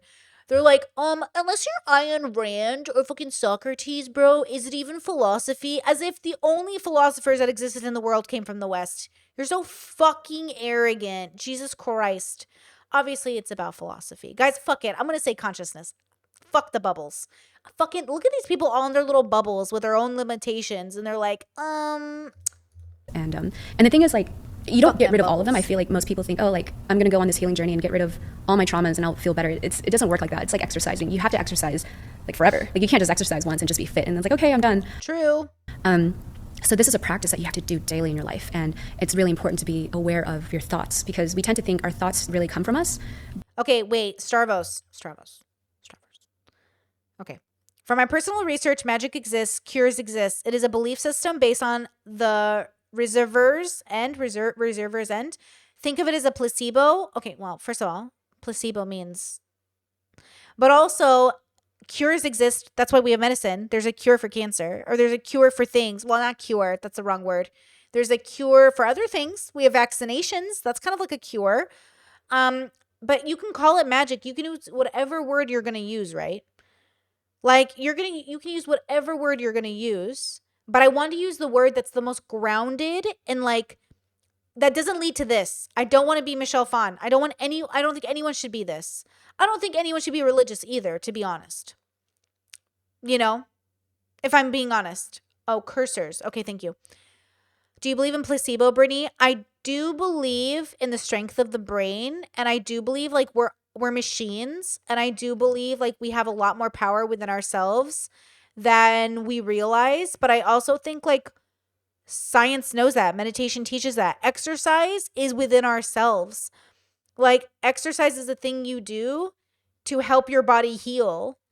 You know what I mean? We have so much of the ability to heal ourselves within our own bodies, So I do think placebo works, but I think placebo is more or less taking the place of something that didn't have the exact problem it thought it had. You know what I mean? So I think for some people, I think all machines work differently. And for some people, they're experiencing what we would call placebo more than other machines. You know what I mean? But in my personal belief system, I think it's fine. Obviously, I radically accept that humans on our planet evolved over time. They're doing their own thing. Obviously, I'd want you to get to the most reasonable, rational part of your lived experience. But I don't expect it, because it's like impossible to think 8 billion people would get there at once, and every day a new baby's being born. So the idea that we would ever be there as a species is not something I'm interested in exploring. I'm more interested in the individual. So if an individual comes to me and says, like, I'm hearing voices, I would say go to a therapist. If they said, like, hey, I think I cured my cancer with this meditation, I'd say, cool, get it studied. If they said, like, hey, I think I helped a crippled man walk, I'd say, cool, where's the evidence? Show me the man was legally crippled. Show me that there's, like, evidence he was crippled. If somebody was like, I would want the grounding, not just the belief. Oh yeah, this happened. My friend said it happened, so it must be real. It's like, okay, well, show it to me or tell it to me. Look, when someone tells you a story, somebody said this to me. Somebody told me something once. And I said, oh my God, I can't believe you did that. And then somebody's like, how do you know they did that? I was like, well, they both told me they did it. And they're like, but how do you know? Were you there? And I was like, no. And I'm like, but why would they tell me that when it looks so bad? And they were like, what if it didn't happen? And I was like, oh, fuck, well, I wasn't there. You're not there. You don't know, but you believe people when they tell you stories. So that's what's so difficult. I just want to know what's true versus like what, and then how do you know if you haven't experienced it or perceived it? Well, you kind of like stand on the shoulders of giants at that point. which is like what science is, right? And history and learning from one another and passing down tools. You know what I mean? You know? Kay says, so would placebo be characterized as the ability for the person to consciously, subconsciously trigger a specific healing response in your body without external stimulus? Yeah, I would say that. Or you're not even healing the thing you thought you healed in the first place. Going back to the beginning part of Michelle Phan's story, what if you weren't even paralyzed, bro? What if you think you were paralyzed? What if the doctors just misdiagnosed you? So you thought you healed yourself, but it wasn't even from the thing you thought you healed yourself from. You know? Kay says, what is your criteria for belief when you ask people to prove things to you? That is a great question. Honestly, I usually take people's word. I believe people when they tell me things, but I also am open to the idea that the way they perceived it could have been edited while they explained it to me. Does that make sense? Like, I do believe people when they tell me things, but I don't know them. I just believe them. So it doesn't take much for me to believe people. You know what I mean? It takes very little. Okay, I believe you. But not with all things. So if someone tells me they stabbed somebody, I'd be like, I could believe you. Why would you tell me that otherwise? That seems kind of weird. But if somebody said like, if somebody was like 35 years old and they're like, this 16-year-old and I really love each other and it's really authentic, I don't really believe you, but I could see that you believe that. Right? Because like when I say I love you authentic, I'm thinking of a very specific premise of love. You know what I mean? Or when somebody says like, hey, I saw God the other day. I don't really believe you, but I'm open to knowing that. Can you prove that to me? No, it happened inside my head. Okay, well, did you go to the doctor to make sure it wasn't that? Like if I thought I saw God, I'd be like, I'm really open to you being God. Let me double check that this could be possible. Go to the doctor, check my brain, make sure I'm good health-wise, check in with other people, check myself. Okay, hey, I think I saw God the other day. And then I would start doing like just basic research, okay, let's look for the evidence, right? And also in the meantime, I want to make sure that I haven't gone crazy, right? So I think there's a lot to be said about what could possibly be true. You know? Kay says, so she thought she was paralyzed and believed to the point that her body wasn't responding to what she thought was movement inputs in the doctor's diagnosis that was paralysis.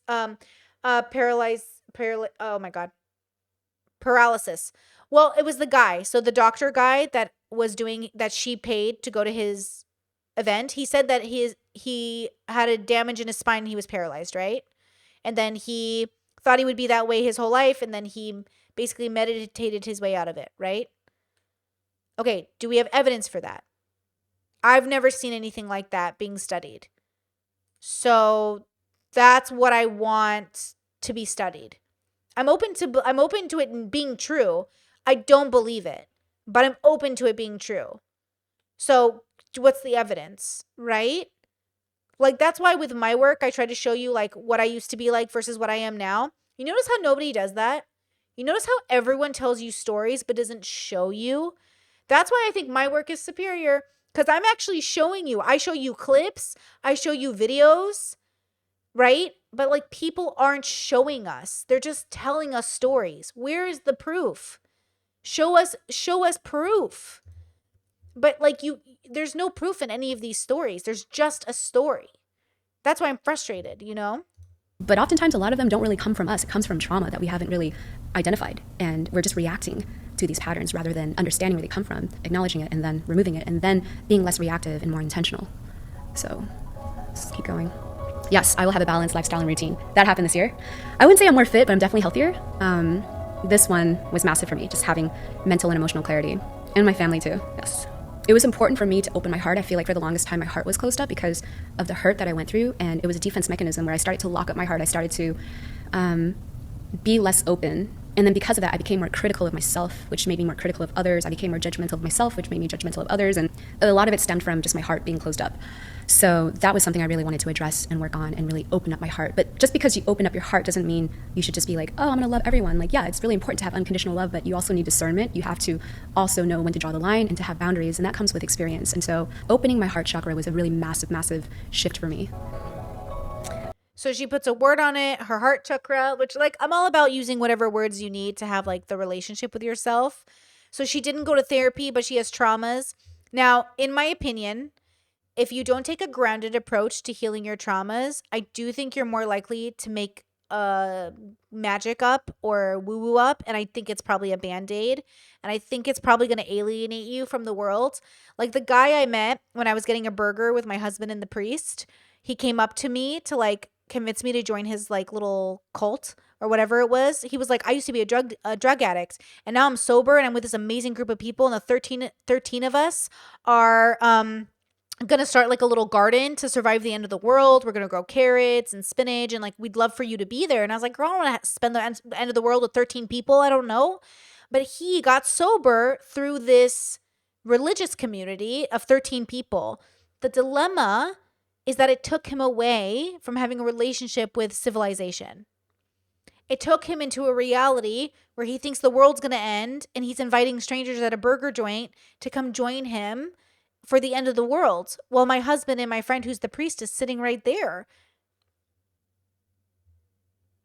It's a cope. It's not helpful. I want to get you to the closest to sanity. I want to get you the closest to being reasonable.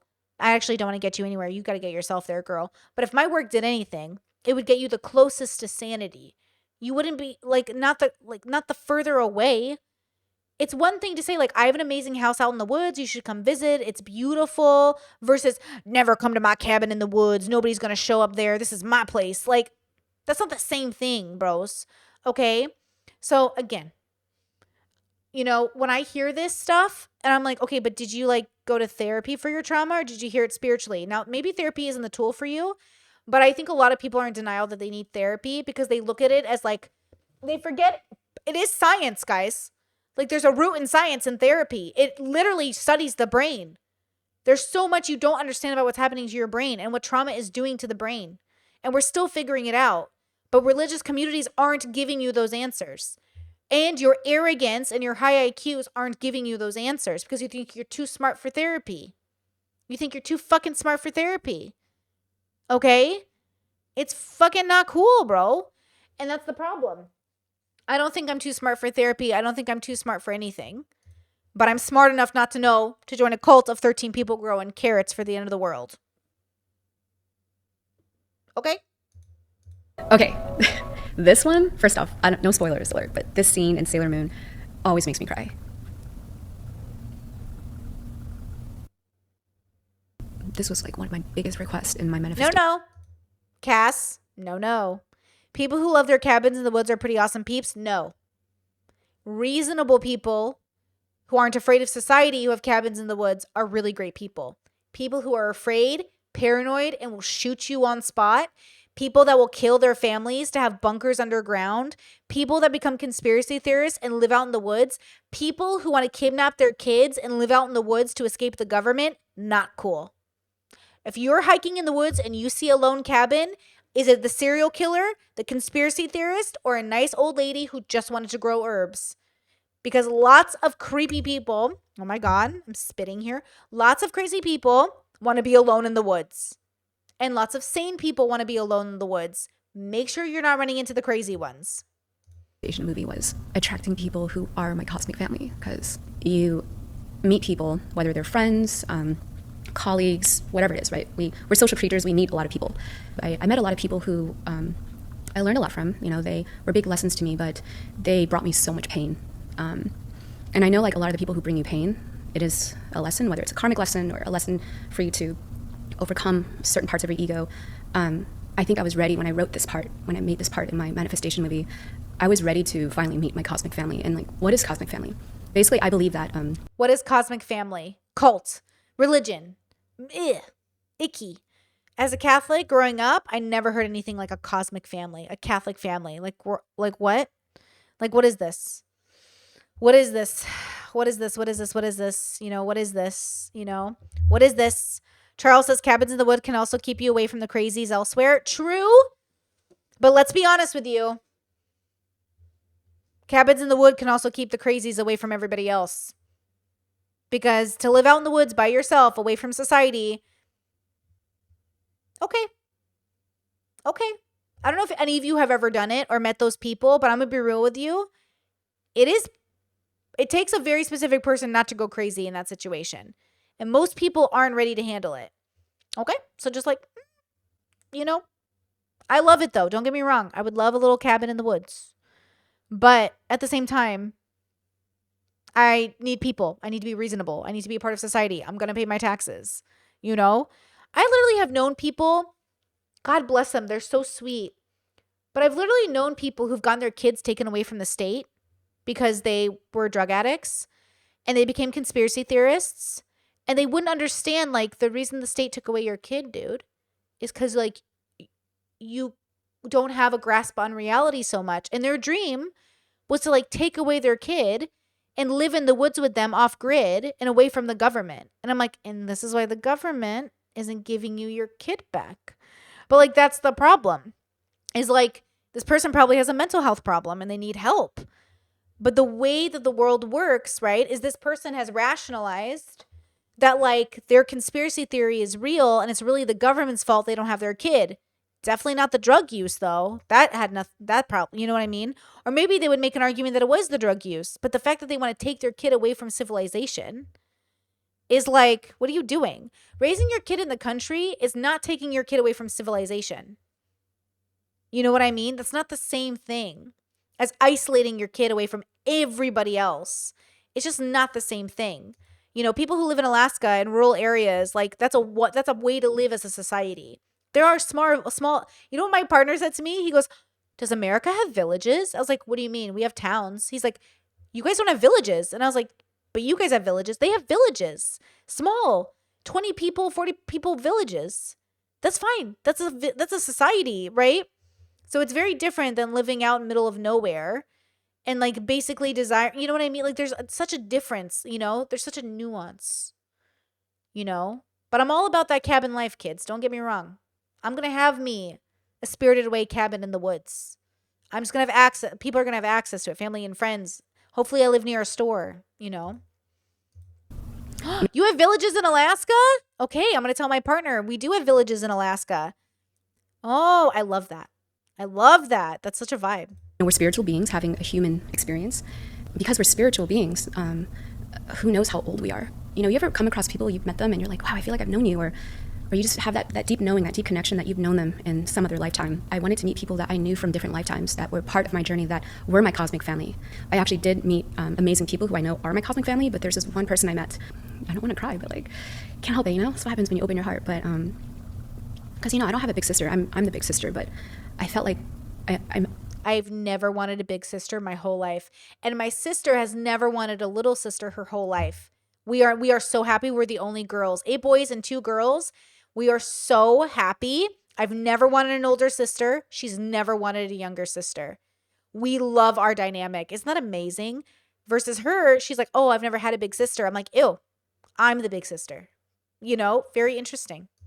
I finally met, like, my big sister, and I'm super grateful for her. See? She thinks she has a cosmic connection to people. Now, I think, in a very scientific way, probability is what makes things feel profound. I think it's profound that probability brought me to people I connect so intimately with that they feel like inner circle, and I want to know them till the day I die.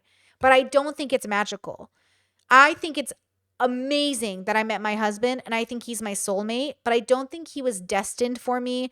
I don't think it was meant to be. I don't think, like, the universe made him for me.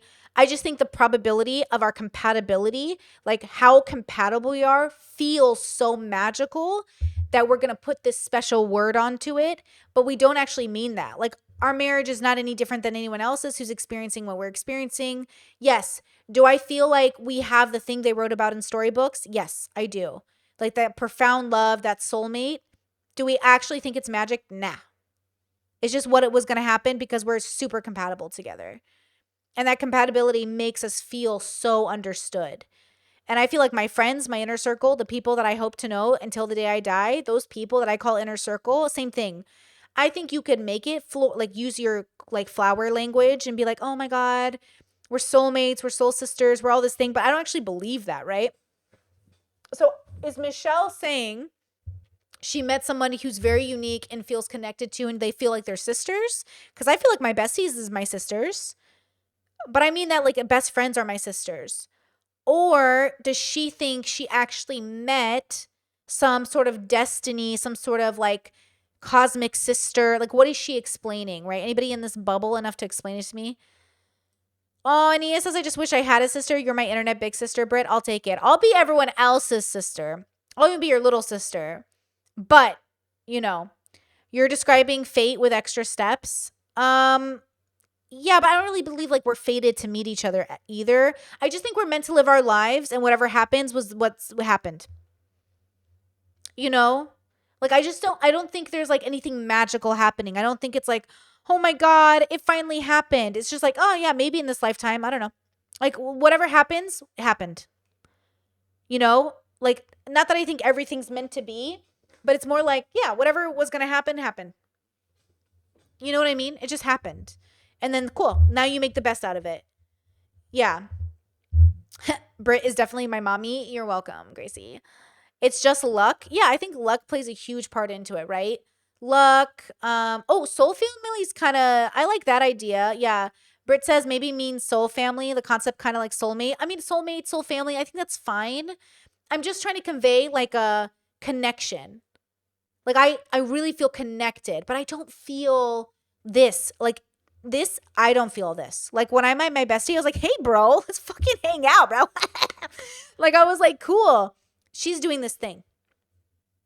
She's doing this weird cry thing. I don't cry like that, but I'm a Taurus. You know, I'm grounded as fuck. Kay says, I think there's a literal mechanic going on and then a relationship attached to a perceived or experienced by the one who observes the mechanic. Chrissy says, what if your little sister is forced into a big sister role, still haven't quite settled into a comfortable role? Ooh, interesting. Like how would that happen? Like, I guess my sister is an older sister to her younger siblings. I mean, she has brothers who are younger than her. But she doesn't call herself the older sister because I'm the older sister. Wait, I'm confused. No, the older sister is the person who's oldest in the sister line, right? Right? Because she's technically someone's older sister. That's my older sister. Oh. But she's younger. We've always said she's the younger. I got to ask her how she feels about it. You know?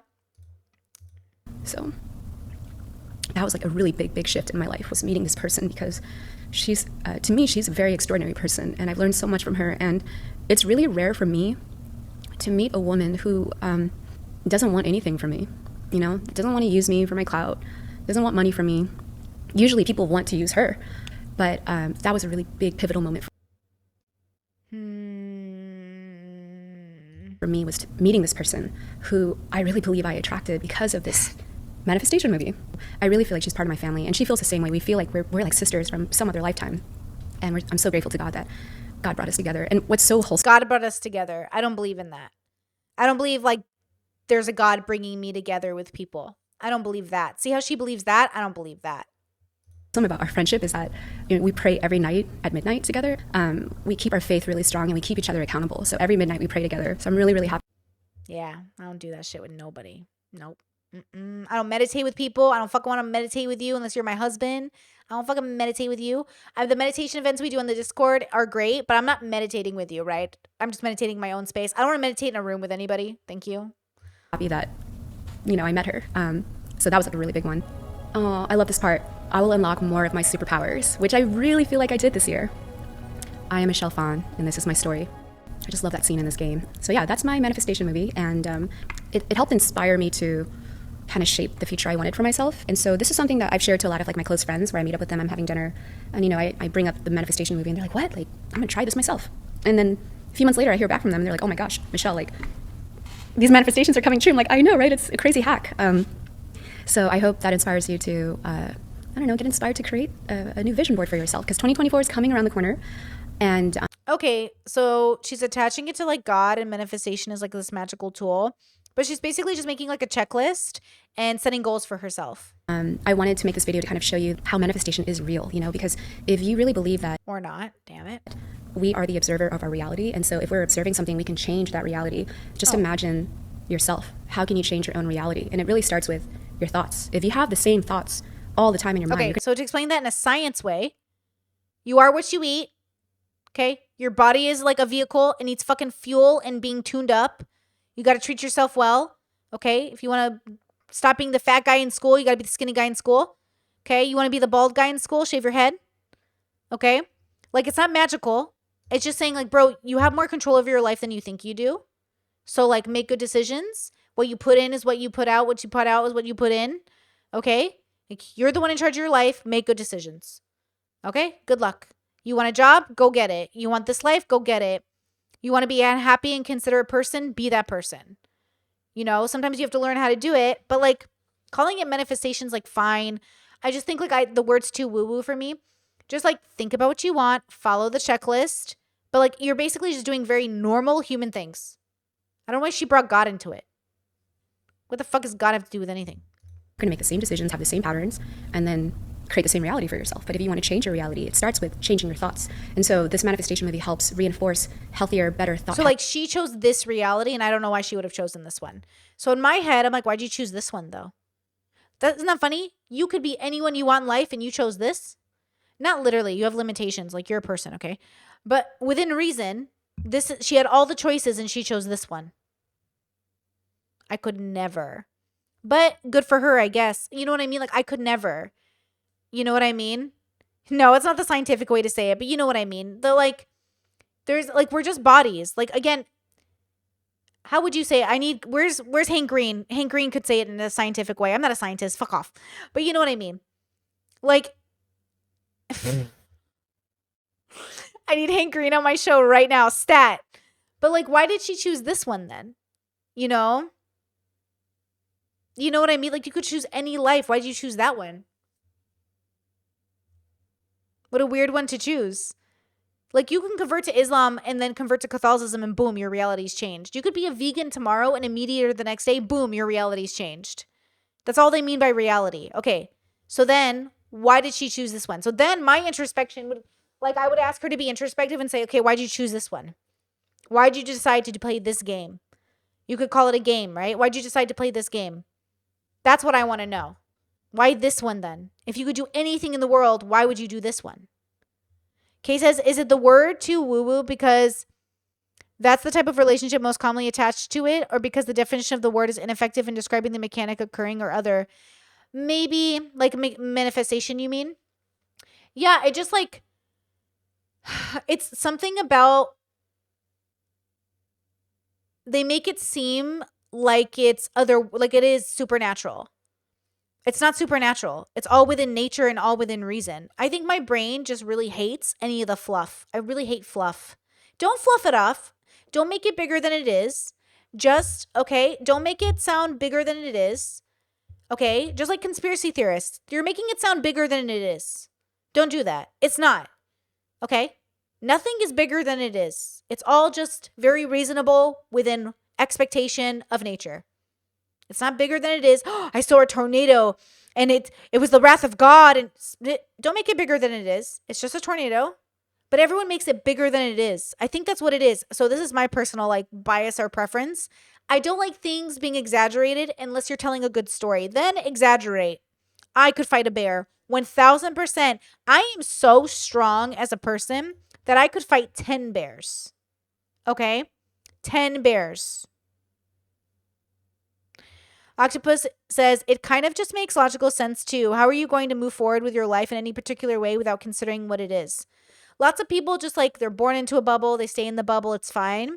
But I do think if you're talking about changing your reality, then why did you choose this one?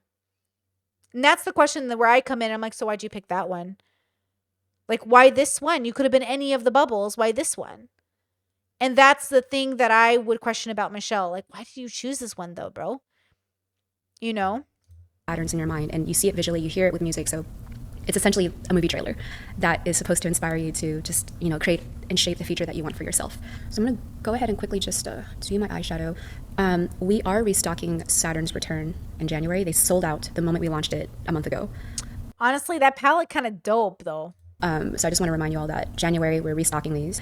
So a big personal project that I'm really excited about is my podcast. So I know I've been hearing this for years. I go on other people's podcasts and everyone's like, Michelle, make your own podcast, launch your own podcast. And I really wanted to take time to develop and work on myself before doing Don't use those on your eyelashes. Aren't they bad? Bro, aren't they bad? the podcast because I want to have something of substance. I know many of you've been watching me throughout all these years making makeup tutorials, and I love makeup. I think makeup, beauty, skincare, it's part of my DNA, it's part of who I am. But I feel like there's more to me than just that aspect of my life that I want to talk about. So just having a podcast, it just makes sense to have a format where I can play and explore all these different topics, whether it's like about consciousness, spirituality, relationships, entrepreneurship. I finally felt ready this year to do it. And also it helps finding a really great co-host. So I have an amazing co-host who's I think she's gonna compliment me really well on this podcast. And so I'm very excited to like work with her on it. And it's gonna be like a new journey. There's a lot of people I want to bring on as guests. So that's gonna be a big personal project. It's coming out to next year. We're going to start shooting and filming in January. I will definitely be reading the comments in this video, but if you have any suggestions on topics that you want me to cover. Okay, that's it. That's the end of the video. Okay, so again, we all pick. So, okay, I'm going to say what Michelle just said. You are in charge of your reality. You want to be vegan? Be vegan. You want to be a carnivore? Be a carnivore. You want to be a Muslim? Be a Muslim. You want to be a man? Be a man. You want to be a woman? Be a woman. Like, you get to choose your relationship with reality. All these people out here who are like, that's not reality. This is reality. Okay, how do you know it's real? Well, this is what's real. Yes, there's absolutely evidence at hand for what is the most real. And I would agree, we should move towards what is the most real. I agree with that. But real is such a subjective thing when we're talking about spirituality, metaphysics, God. The moment you bring belief into the conversation, well, then what is real is about what you think is real. So all these religious people, especially Christians or Muslims or whoever, who go about saying all these progressives, they don't even know what reality is. Ma'am, look in a mirror, but they can't because they think they have the most grounded reality. I'm not saying I have the most grounded reality, but for what my bubble understands as the most grounded, this feels closer to it. Saying it's not bigger than me, it's not metaphysics, there's no magic, but also I love metaphysics and I want to talk about magic and I want to talk about all these things that are spiritual and I love the witches in my audience and I fucking got a tarot deck behind me, but also knowing that these might just be tools of the subconscious working as a way to awaken a thought you had in your head you forgot you knew. So in therapy, you know how they associate like things with images? And you like look at an image and it tells you like, what did you see from this image? Well, okay, first it's just trying to trigger something in your brain that you already knew. It's not magical. There's not a magic part of it. You know what I mean? So I think when I hear her talk, it just sounds so weird. Like, this is my cosmic friend. Do you mean just like your bestie, bro? Do you mean just like your bestie, bro? But it's like, what's a bestie? You know, for some people, bestie be a very complicated answer to answer. What is your bestie? What is a friend? I want to talk to Not So Erudite and I are trying to do a collaboration on like what is friendship maybe. Because like what is a friend? Remember when Abba and Preach broke the fucking internet when they said they weren't friends? Jesus, everybody had a fucking heart attack meltdown because everyone's so fucking traumatized about friendship. They're all fucking triggered as shit when people are like, yeah, we're not really friends though. What is a friend, bro? What is the closeness of a friend? What is the intimacy between friends? Are you on the same page about that friendship? You know, it has to be a symbiotic relationship. And so again, like when you say things like, oh my God, I finally found my older sister. Are you saying you finally found a bestie, bro, you can connect with and it feels like now you have an older sister? Or are you saying some cosmic energy brought you together in some fucking weird metaphysical way? And that's dope. But like also, how do you know that? You know? Like, I love the fucking metaphysical. That shit's so interesting. But also, like, why you gotta act all, like, magic-y about it, bruh? Why do you gotta act, like, so weird? Why are you crying, bruh? You know what I mean? But again, maybe that's just my issue. Because, you know, maybe it's just, like, the way my brain works. But, yeah, I love the witchy shit. I love all that shit. Not enough to do it. Not enough to identify with it. But I fucking, like, thrive, girl. You do you. But, like, not enough for, like, I wouldn't teach my kids about it as a fact. Okay, that's the question. You were raising a child. Do you teach your child that this is objective? Or did you teach your child like this is true? Or do you teach your child this is what mommy and daddy do, but it might not be real for you? Like, what do you teach your kids? My parents taught us God was real, that Catholicism is a fact, that it is a one true religion, right? What do you teach your children? What would you teach a child? Because I could not in good conscience teach a child that a God is real. I don't fucking know that. I would teach my kid, hey, bro, we don't know if God's real. Your mom and dad, we don't practice a religion. Some people think God is real. We don't. If you would like me to take you to church, I will show you what church is. If you would like to research religion, I will do that with you. Your mom doesn't feel like she's found proof of a God, but let's fucking study it, bro. Like, if my kid came to me and was like, hey, is magic real? I'd say, well, what do you mean by magic? Which kind? And then we'd say, okay, well, in some cultures, this is what they call magic. In this culture, this is what we call magic. Some people believe in a God, but they don't call it magic. Isn't that interesting? Some people call miracles miracles, but they don't think of it as magic. Well, other people see miracles as magical. What do you think about that? And then we could have a conversation. But some people will raise their kids, which is fine, with a very strict idea of what is real and what isn't real. But what is real? You know? Is our purpose on earth just to procreate and make babies? Is that a fact? Or is that an idea we have surrounding our understanding of how humans procreate and keep the species going? That moral obligation that Andrew Wilson claims to be obsessed with, he literally needs to get a handle on himself. We ought to procreate. Why? Where did it come from? Who made it up? What's his belief? Why does he think that? It comes from somewhere, right? Okay, so where does it come from? And again, all these people that are so sure they have the answers. We watched Kidology's video yesterday about Ricky Gervais. Makes a great point and then falls flat because he thinks the youth are the problem. And I'm like, we're all the problem, bro. You know? Levy says we don't want to talk about how prayers are just spells. Bro. Charles says, is Santa real? You know what's so funny? My husband and I talked about this earlier. I was like, yo, do you believe in Santa? Like Saint Nick? He's like, I don't even know if Saint Nick was real. And I was like, well, what do you mean? He goes, well, different bubbles. Like I think in paganism he was talking about, there's variations of like Saint Nick figures. But even more than that, you think Christians are the only person that has a story about a guy who gave some poor people gifts? You know what I mean? Like, what is Santa? Santa is a figment. He's a metaphor for this. The Christians would say for Saint Nick, but for other people, he's just a guy who gave some people fucking gifts because they were poor. Like, you know what I mean? And then boom, he comes to this mythical thing.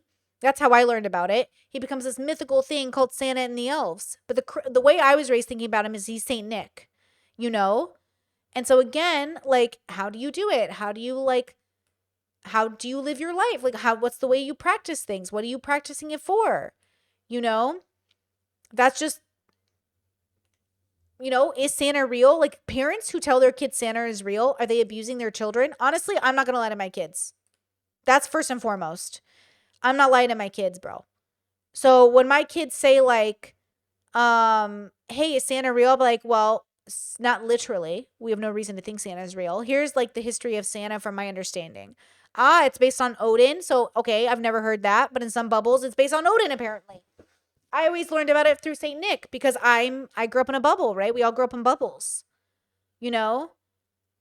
So again, it's like, what does information mean? I want to teach my kid my values and say, this is why your mom practices this. And then I'd really like, we're going to do this and I'm going to explain to you why. If you think I'm wrong in my like reasoning, you can like have that conversation with me. But like, this is what I'm going to teach you because I think it's the most reasonable and rational, you know? And then we're going to have those conversations, which we probably won't have because I probably won't have biological children, you know? Anissa says, I wish my parents allowed me the choice. It was hard to give my little brain the opportunity to choose. I had a religious trauma for years. I mean, girl, relatable, right? That's why I say, like, as much as religion is helpful to people, for a lot of us, it was incredibly damaging. It's why I ended up on a therapist's couch. So the idea that religion isn't going to be very bad for some people is, again, it's because the bubble doesn't want to admit that it's not one size fits all. But when you grow up with the narrative that it's one size fits all, this is what works for me, therefore it's going to work for you. Here we go. The cycle continues, you know? And so again, the whole like one size fits all, I just don't believe that's possible. I just can't. I have no evidence to believe that's possible. None. You know, unless we're talking about some sort of ideal we all have. I think ideally, this could be wrong. Tell me if you guys agree. I think if I was to think of something as an idea, I would say ideally, I think we would all want to live in a world where we didn't ever physically hurt each other. But also, what happens when your boys get into a fist fight because somebody got angry and they're evolving and they're an animal and they, you know what I mean? They got to fight it out sometimes. Like, or, you know what I mean? It's like, I want to live in a world where we don't physically hurt each other, but is that also denying nature? Because like we have emotions and we're going through puberty and sometimes people got to throw fists. It's not what I think is great, but maybe it's because my temperament never did it. I don't want to fight people, bro. I don't want to fucking fight people. It's not a part of my temperament. Like, I will do it if you force me to. I'll pull your hair out, bitch. But, like, I also don't want to, girl. Please, like, peace and love, girl. Let's not and say we did. Let's not and say we did. You know, I don't want to do that. But is it an ideal world that we would never physically hurt each other? Is that an ideal world? And what does that physically mean? Like, physically hurt each other? What does that mean? When I was younger, my sister went to go turn off the lights because we all shared bedrooms. My brother shared a bedroom. We shared a bedroom. And I was like, go turn off the lights. She turned off the lights, comes back to the bed and falls over and hits her face on the bed frame. It had a corner, very old bed frame from like the 90s or something. Goes right through her lip. Right through her fucking lip, bro. Huge gash. Freaked out. Thought it was my fault. I'm like 9, 10, 11 years old. I don't even know how old I am. I'm a kid. She's a kid. She's like a little kid. Freak out. My dad rushes us to the hospital. We get her stitches. My sister wouldn't calm down. So they had to strap her to a board. So traumatizing, by the way. So traumatizing. Bro, for all of us, just fucking traumatizing experience. She wouldn't calm down. So they strapped her to this board and pinned her down while they did the stitches. And in that moment, I can't decide. Is that like physical violence towards another person? Or is that them restraining her so she can't hurt herself? Is that ideal? Should they have waited till she calmed down? Should they let her lip stay open? Like, what's the ideal situation in that situation? Is it to get her stitched up as fast as possible? Like, we make these decisions in the context of the moment. That's why I always say, like, what do you mean? What's the context? When people are like, is this wrong? I'm like, what's the context? Sometimes some things for me are always wrong. Like cheating is always wrong. Cheating on your spouse, always wrong. Cheating on your partner, always wrong. But cheating for me means you negotiated not to do something and you did it anyways. Right? So again, like, what is the what for me? Some things are like, could you, what are the acceptable situations for these things to happen? It's like, okay, well, I could think of scenarios in which maybe it could be reasonable. It's like, what does that mean? So again, I don't know if Michelle Phan is going through an actual journey into some sort of like bubble that's going to eventually explode in 5 years. But, and this is key, if you're following your joy, I think it will lead you to a peaceful place, whether you're a 2 or a 5 on my level system, whether you're religious or secular, whether you're gay or straight, whether you're black or white, whether you're a man or a woman, no matter what, okay? I do think if you're following your joy, I do think you'll be okay ultimately. And I do think the people around you will be okay as well. Even if those bubbles mesh with other bubbles, I do think generally speaking, you'll be fine. I think you'll be a quote peace bringer in different ways. You know what I mean? So I have no problem whatsoever with you being religious or spiritual or Michelle Phan going on her journey. I just hope in 5 years she does stay better and stable and more, peaceful. Stuck in my head, in real life I'm in bed, my belly's being fed and I'm okay. I'm just fine, yet all I do is whine, not to you in my mind, cause I know I don't make sense. I've been nothing but blessed, so why's my life a mess? Please tell me, cause I'm sick of thinking, yeah, I'm sick of reaching out for the truth and living life as a fool. Dun, da, da, da, da, da, da, da, da.